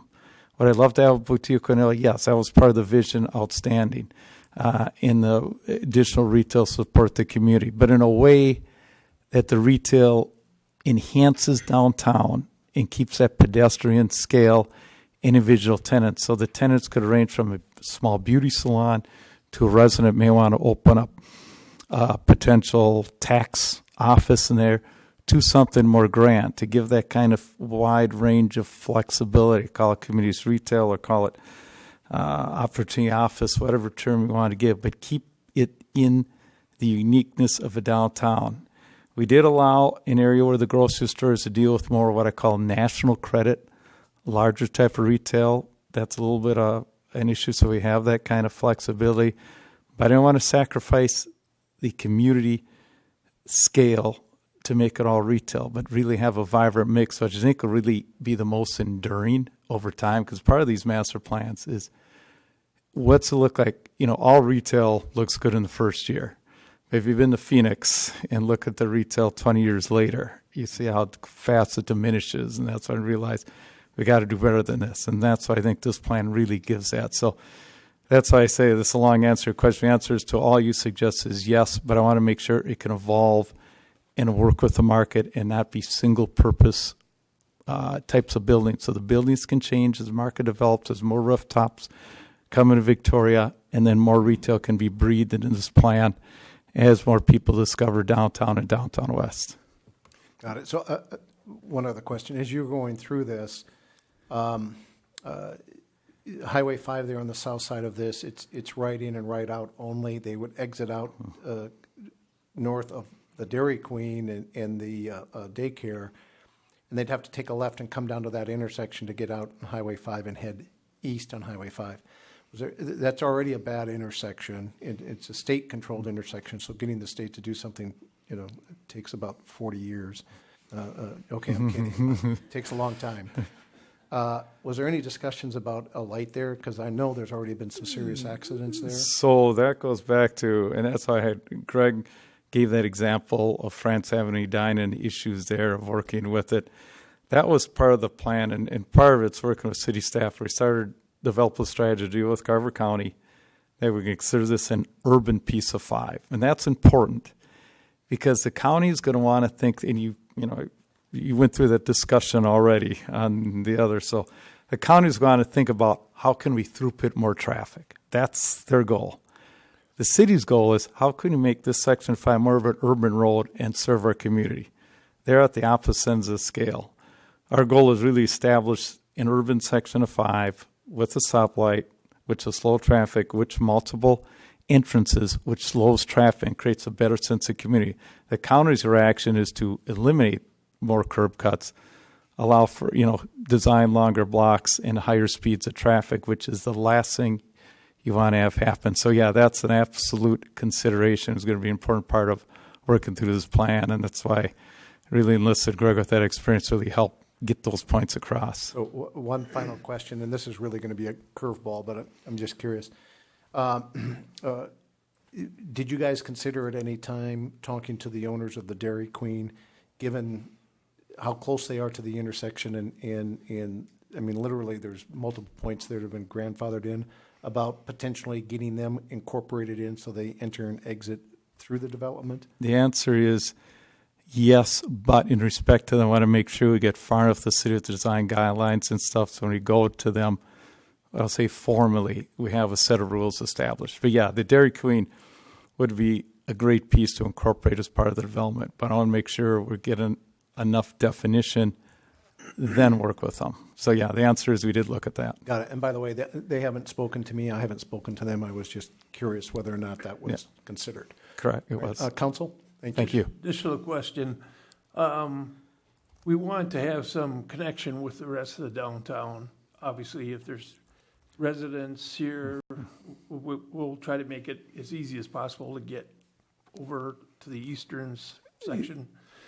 But there may be the opportunity to have a lot of activity on this side. And so these buildings, these apartments / retail buildings, are they going to be built so that if someone with a restaurant came along, you could put a restaurant in there? That means ventilation systems, that sort of thing.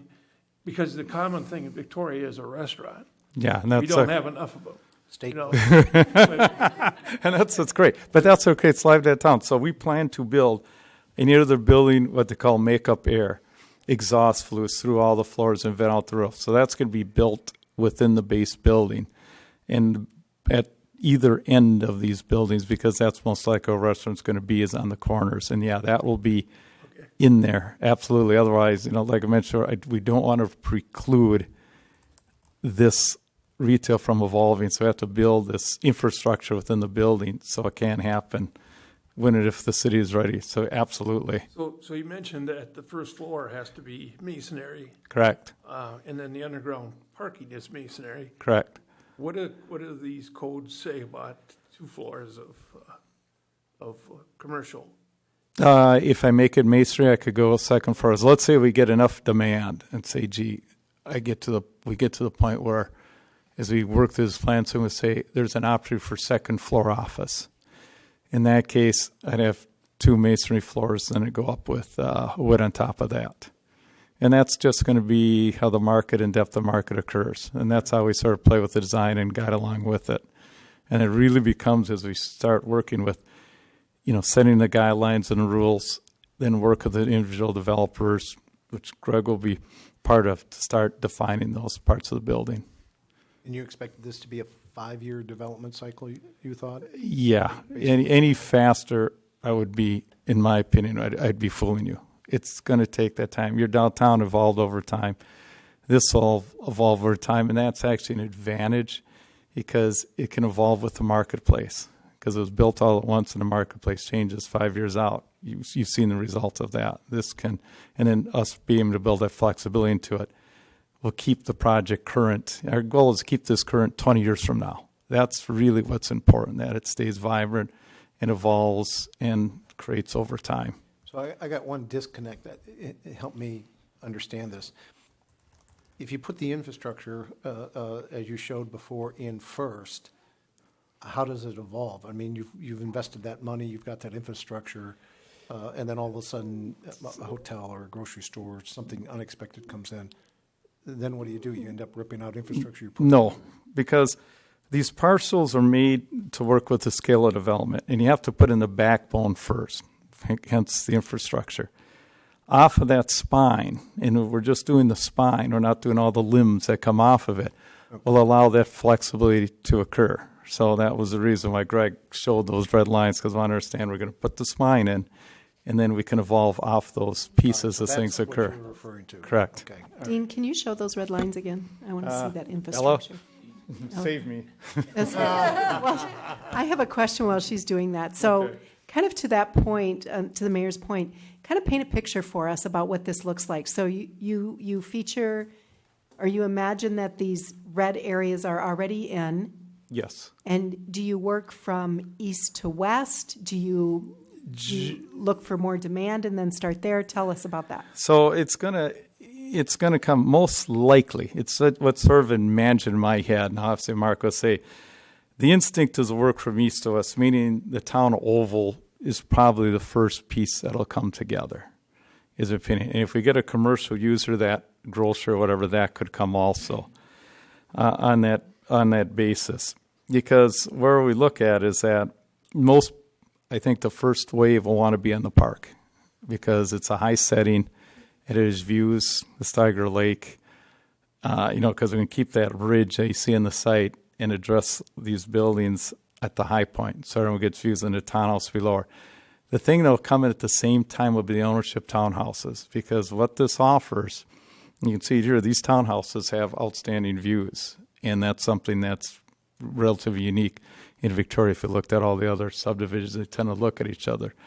So that will come very quickly too. So what I suspect will be first building around town, the town oval, and the townhouses, I think, are going to be first in and occur quickly on that basis. The larger commercials, such as the grocery stuff, that'll be a longer term because they're going to look at it harder based on rooftops, other factors like that. Very quickly, you've got the dotted red lines at the top here. Is that the boundary there? No, that was suggestion of the trail system. They want to show that. Dotted is the boundary. Oh, the dotted, which I can't see here. We believe that's the property, and the dark red south of that. That's the trail? That's the trail, yes.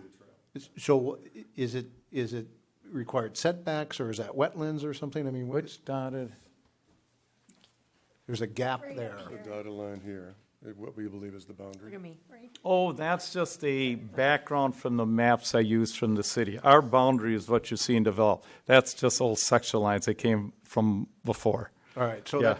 that's not land the city owns? No, that's strictly land that. Still a sketch plan. Yeah, that is not understood. Thank you. So this would basically take the full 13.2 or 13.5? Correct. This fills the whole site, correct. Got it. If I may, can I speak a little bit to sequencing? We may find out that we only do a portion of it the first pass. Right now, there's talk about the public courtyard, if you will, to have the underground stormwater management, or a good portion of that. It's needed, of course, so that or something like that will be needed very early. We may find out that the western half, once they see this plan or something like it, we have to hustle. They're more interested in the western half. We'll have to do some temporary ponding and continue. So we have to be light on our feet a little bit with the development groups. They need to know the parameters within where they can work, but be flexible. You don't want to, a lot of this is going to be timing over the next few years. We don't know when the world's going to slow down in our industry. It might, right? Then we know it's coming. So we need to be flexible to get the groups that fit your vision here. So we may have to adjust awfully quick. Yeah. The one thing too is I'm a fan of building what you need to serve the buyers that are coming. Let's say we build half of the infrastructure and the other half, it's getting built around it, the buildings are. The other half continues the next season. If the decision is to build all the infrastructure at one fell swoop, I mean, things are going really well. Got it. In my opinion. Thank you. Yep. Go ahead. Just a couple quick questions. If the oval is going to be your so-called starting point, this commercial space that you have envisioned, it sounds like you want to start with residential, which I get. I understand the flexibility portion. Are you going to need to remodel the facades? No. On the apartment buildings, the way that's done is, you've worked in this, the bottom floors will be more transparent and more glass, the retail level, and it can work either way. So I don't need to remodel the facades. One-way glass? You don't want to... Well, no, it's larger. It's like, it's not that uncommon to have a little more transparency, buildings set back, front yard, so when retail comes in, it can convert. on that basis. So the idea is not to remodel. The idea is to have frequent entrances like every 20, 30 feet. So it has that, because you really want to make that connection to the street. And if one turns into a retail tenant or a service business, outstanding. That's how the evolution occurs and happens. In historic buildings, that was very common. There'd be a residence on the main floor, and sometimes they'd flip to commercial, and business was good. And when business was slow, they went to residential. But the building remained, and the sense of community remained. And that's really the same aspect we're trying to get here, is that the buildings can evolve with time without major surgery. If we keep looking at this oval here, there's not much parking there. Are you envisioning the commercial retail to park underground there? No, you're not seeing. There's angle parking that's going to be on both sides of the street, similar to what you did. No, and this is schematic. I didn't draw it all in because I want to get the idea out. But if you imagine how you set up angle parking downtown, and especially across from City Hall, same basic idea. They would set up angle parking both sides of the street to give that convenience ability to have the retail be serviced or any guest parking on that. So yeah, the parking will show more details as we develop this. And again, looking at that, I call it the Pete Boyer farm or whatever, located in the lower right-hand corner of your screen. There would be nothing to prevent that individual from putting a strip mall from the north corner to the northwest corner to the northeast corner, and it would butt right up against your building. Now, your point is exactly well taken. It goes back in the Pat slide. When we develop the design guidelines, and obviously with this, I have to respect the owners and not show buildings on their property, so I couldn't do that. But with design guidelines, we can do that. So the idea would be a criteria for the site and the neck that connects to downtown. So the idea is the development guidelines would not be just to the site itself, but to the area surrounding the site, so it all could be incorporated. There we can show how the people's property will be developed without causing any heartburn in the future. So that would be part of that process, so that future pieces fall in line with this plan, i.e. the Dairy Queen, the daycare center, the Boyer Farm, and so forth, would be incorporated as a master plan to extend basically from the bridge all the way to 11 to give that guidance set up, and that would be part of the concept. Okay, so that's what that guideline was for. Yep. Questions? One thought. So do you feature this as kind of a build to suit? So you'll sell the property and then do the building, or do you visualize some spec buildings, or is it all going to be build to suit? You know what I mean? Yes, it most likely on apartments. There's sort of apartments, meaning it's not really built to suit on that basis. The townhouses, depending on how some, they could be customized because there's been a demand for that. But mostly these buildings will be built specifically for specific owners. They won't be spec because on that basis. So it won't be quite build to suit like an office park, for example. So we as the council would be able to understand that you've got a potential agreement with developer X, and here's what it is and what it isn't before it ever goes in. That's why we chose this method, to allow council to stay with us to get this vision carried out to the end. Would there be uniform building design standards or a general design standards that would allow some flexibility, but there would have to be kind of synergy overall? How disciplined would the standards be? General design standards, which are call for more transparency in the main floor, maybe more masonry in floors 1 through 3, maybe a setback on floor 4, length of building, change of size. Should be general on that basis, because you want the variety to be built in this, so it evolves, but enough what I call architectural consistency that they're not fighting against each other. So it's a bit of general design standards, but enough of an architectural consistency so the community looks cohesive on that basis. What were you guys discussing? Oh, I'm sorry. Sorry. We were just clarifying. I mean, whether you call it a strip mall or whether you call it a Noble Lion type building, you can build that from corner to corner there. Or you're talking about the bottom right corner? I'm sorry. Yeah, Yeah, we were that's all kind right. of backtracking on that. They need to hear what you guys are saying. Yeah. So,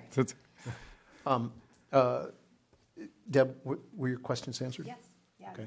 good. Mr. Vogt, anything else? Any questions? I think my questions will be as to, as we proceed forward, the costs of further involvement and commitment and so on. Because we have to make a conscious decision to, have you scoured the area? Is anybody beating on our door to get involved here? No, nobody's beating on door. There are some other developers that we also would like to bring to the table as well. But I think this, we would like to continue working with this development team because I think that the staff believes that the vision is the appropriate vision, and the flexibility and their experience is very helpful. So what's the process for that? So we've got a great development team here. They seem to understand what we're after. How do we continue work with them and entertain other ideas along the way? That is what we want to work out with the development team between now and then hopefully in the next month or two. Sorry, just the one point. We've had a lot of interest from community residents funding that retail. So that part is, when you say they're beating on the door, yes, that I've had a lot of response to. Small businesses, things like that. This is, can we be part of this? People have contacted you for, okay. Correct. Specific uses. Got it. Yes, thank you. Thank you. What you're asking the council tonight is to direct staff to proceed with negotiations so you can bring something back to the council as far as an overall agreement that will give us a lot more detail on costs and how this is going to work. Right. We want to vet the process as well. We just heard about this process 2 days ago. And so we want to vet it and bring it back to the council. And so we want to we're recommending that you direct us to continue working with them. But also at using this part of this meeting is to refine the vision for the downtown west. So when we're working with them, they're understanding your vision as well. Got it. Judy, Mr. Gregory, any? Just again, the overall vision, I don't get the feeling that we have a good walkable from east to west. When people do, if we're going to try to create this walkable vision, I don't see a streetscape, in other words, kind of a vision. When I spoke about design guidelines, the key is Steger Lake Road, connecting this is going to be very important. This is going to be work with city staff. What improvements can be made to that street to allow that connection? Because connecting this to downtown is crucial. And the evolution of the properties along that neck are going to be crucial. That's a key part of this assumption. Again, I didn't draw that because obviously it wasn't our prevailing initial idea, but it's going to be key that part, get the trails, the pedestrian lighting, the connection, and so forth, so someone feels very comfortable walking from downtown to this area, and future development encourages along that connection to complete that link. So yeah, absolutely. It's not in here, you're right, but in the future, it's essential to make the scheme really work and tie together. So you're saying that the walkability of this area is going to be ensured. It just isn't in the schematic. Correct, because it's going to be a public-private partnership, and because that's outside, we're going to be looking at the city how to make that piece work and so forth. There'll be design guidelines overlaying the whole area, but then the next piece will be how to implement that piece to get that pulled together. Okay. We really didn't touch on areas between the two properties, between downtown west and current downtown. One thing that as I listened this evening that is really coming up, so that we don't start off, should we be allowed to continue with staff, we don't start off on the wrong foot. If there are other vision components that need to be vetted out a little bit more, please have those, and maybe I could suggest a council workshop that might have merit to really talk about the vision, see if there's any last-minute tweaks regarding product and product type that needs to be discussed. Now's the time to do it. And, not to redesign, because a lot of work was done here over time to get to this plan, but if there are components that are coming up to the top and are common, that are very important, that you're not seeing, let's talk about it now. So, two quick comments. So according to the demographics, I've been told Carver County is one of the wealthiest, if not the wealthiest county in the state. You're here because you know the demographics of Victoria itself. So I look at that, and to me, that puts Victoria with our growth and all of the demographics kind of in the driver's seat when it comes to development. I want to make sure that we're doing what's best in the best long-term interest of Victoria, not necessarily developers or anyone else. And so a number of the comments made by fellow council members, I would agree with the walkability and the connection. I want to see a bigger focus on commercial. And I understand at this point, and you can have those discussions, but I really think the demographics will allow us as the city to be the place where they want to come, especially when you start talking about the trail and some of the other things that we've got going on. So I don't want to rush into something that's focused pretty heavily on residential at the expense of the commercial, especially since we discuss so many times how we want to expand that commercial base. So that said, I like the idea of the workshop where the council we could just sit down, because this is so new. I want to make sure I fully understand what we're doing. And so I'm going to ask the council to consider that. But before we do that, Dana, Pat, I've never heard of this before where you have this kind of city, government developer partnership. Have either one of you experienced this before? Is this something that's new? No, I haven't. And again, that's why I want to vet it out before we brought it to the council. Dana? Same. Okay. So really what you're asking then is the next step is to kind of give staff time to vet that so you can come back to the council.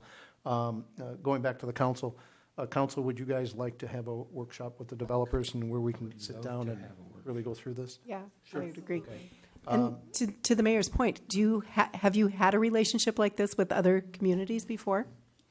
To different levels. I did out on the East Coast. We did quite a bit in Boston and Baltimore, where they had large parcels. They were trying to create with a vision, and knew that there were going to be several groups that were going to land. So they wanted one master developer, if you will, to help manage the process. Yeah. And I have myself in several communities on that basis. In particular, North Dakota, during the recession, I had to go find work, so I went after the oil fields, or wasn't big enough to run the rigs, but I could help the communities plan, and this is a very similar process we went through, because there they had city-owned land, because they annexed large pieces and just kept the land in inventory, and worked on a very similar process. Got it. Thank you. Just one quick note. I know I'm not trying to reiterate, but if this were a one-product redevelopment, we're going to do housing. Low density, mid density, totally different thing. You're trying to accomplish a variety of uses with a variety of different owners. And somebody to quarterback that for you, I think it would be successful. And that's why we wanted to promote this process. Got it. Can we get the resolution back up, please? So we've already there's a valid resolution. I'm sorry? Just a motion. I'm sorry. Yeah, valid motion. Thank you. Council, any further discussion or anybody want to make amendments to the motion? Just a question, what kind of costs are involved? Going forward with what we're talking about here? Right now, there is no cost involved with going forward, but we would... Other than time. Other than time, yeah. And we also, part of the preliminary development agreement, they are paying our consultants' times. So there's no cost to the city. Council, any further comments, discussion? All in favor of the motion signify by saying aye. Aye. All opposed? Motion carries unanimously. Dana, do you want a motion for workshop? I don't need a motion, but if you want to formalize it, that's fine. All right, let's just formalize it. I move that we direct staff to set up a workshop as soon as possible when it's convenient with the developers and the council to have an in-depth discussion on this.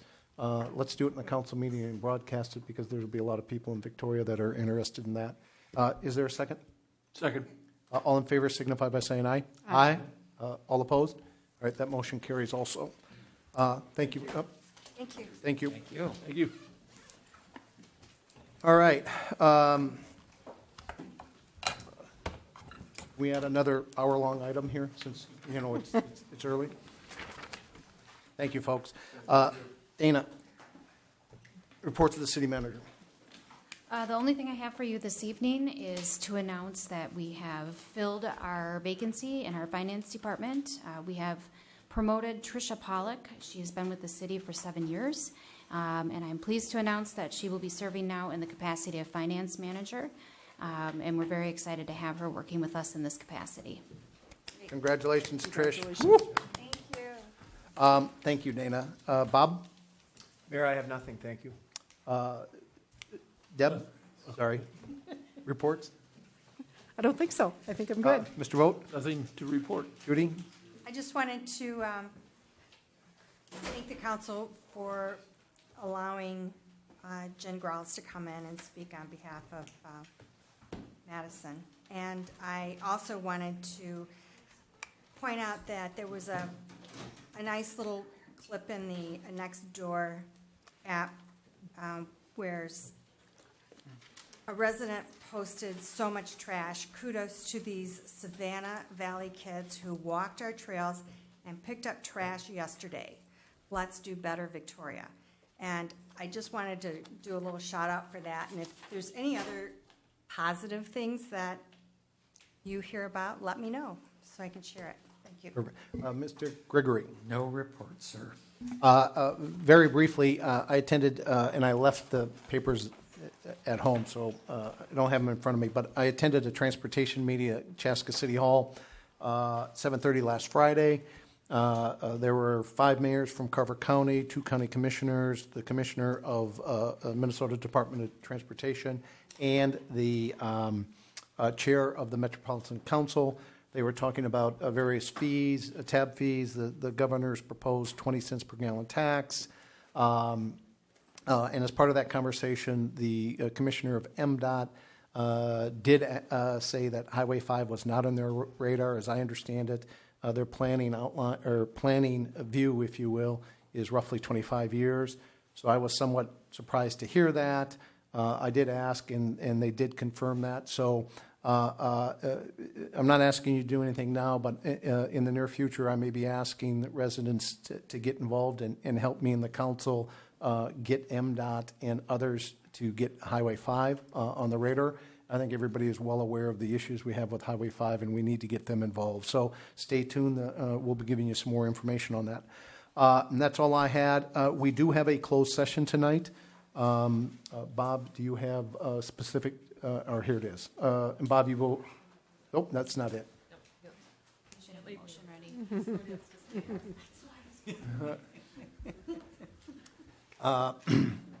I move that we go into closed session pursuant to Minnesota statute section 13D.05 subdivision 3B to engage in an attorney-client privilege discussion with the city's attorney regarding Laketown Investments LLC versus the City of Victoria case currently being litigated. Is there a second? Second. All in favor signify by saying aye. Aye. All opposed? That motion carries. As you know, when it's over, Bob will come back here, and then you'll provide a short summary. Will that be broadcast? Will that be recorded and broadcast? I'm not sure what our process has been. He stayed last time. Yeah, that's what I thought. So, Mayor and Council, it's going to be about a 3-minute meeting, so I think he can probably. all right, so for those in the public that want to wait, we'll come back. We'll go back into the open session. We'll provide the summary that we're able to from the closed session, and then we'll adjourn the meeting. So at this point, the council is going to go into the closed session.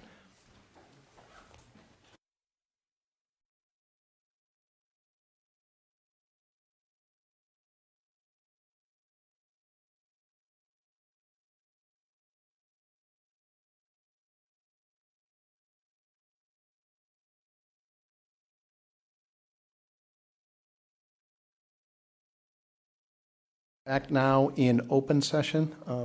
Bob, can you provide whatever information we're allowed to provide? You bet, Mayor and Council. We talked about the status of the litigation, and we talked about possible settlement parameters, and you gave me direction on what we anticipate will lead to a settlement of the case. Perfect. At this point, there's nothing else that we'll be able to discuss. Therefore, I move that we adjourn. Is there a second? Second. Thank you. All in favor signify by saying aye. Aye. All opposed? We are adjourned.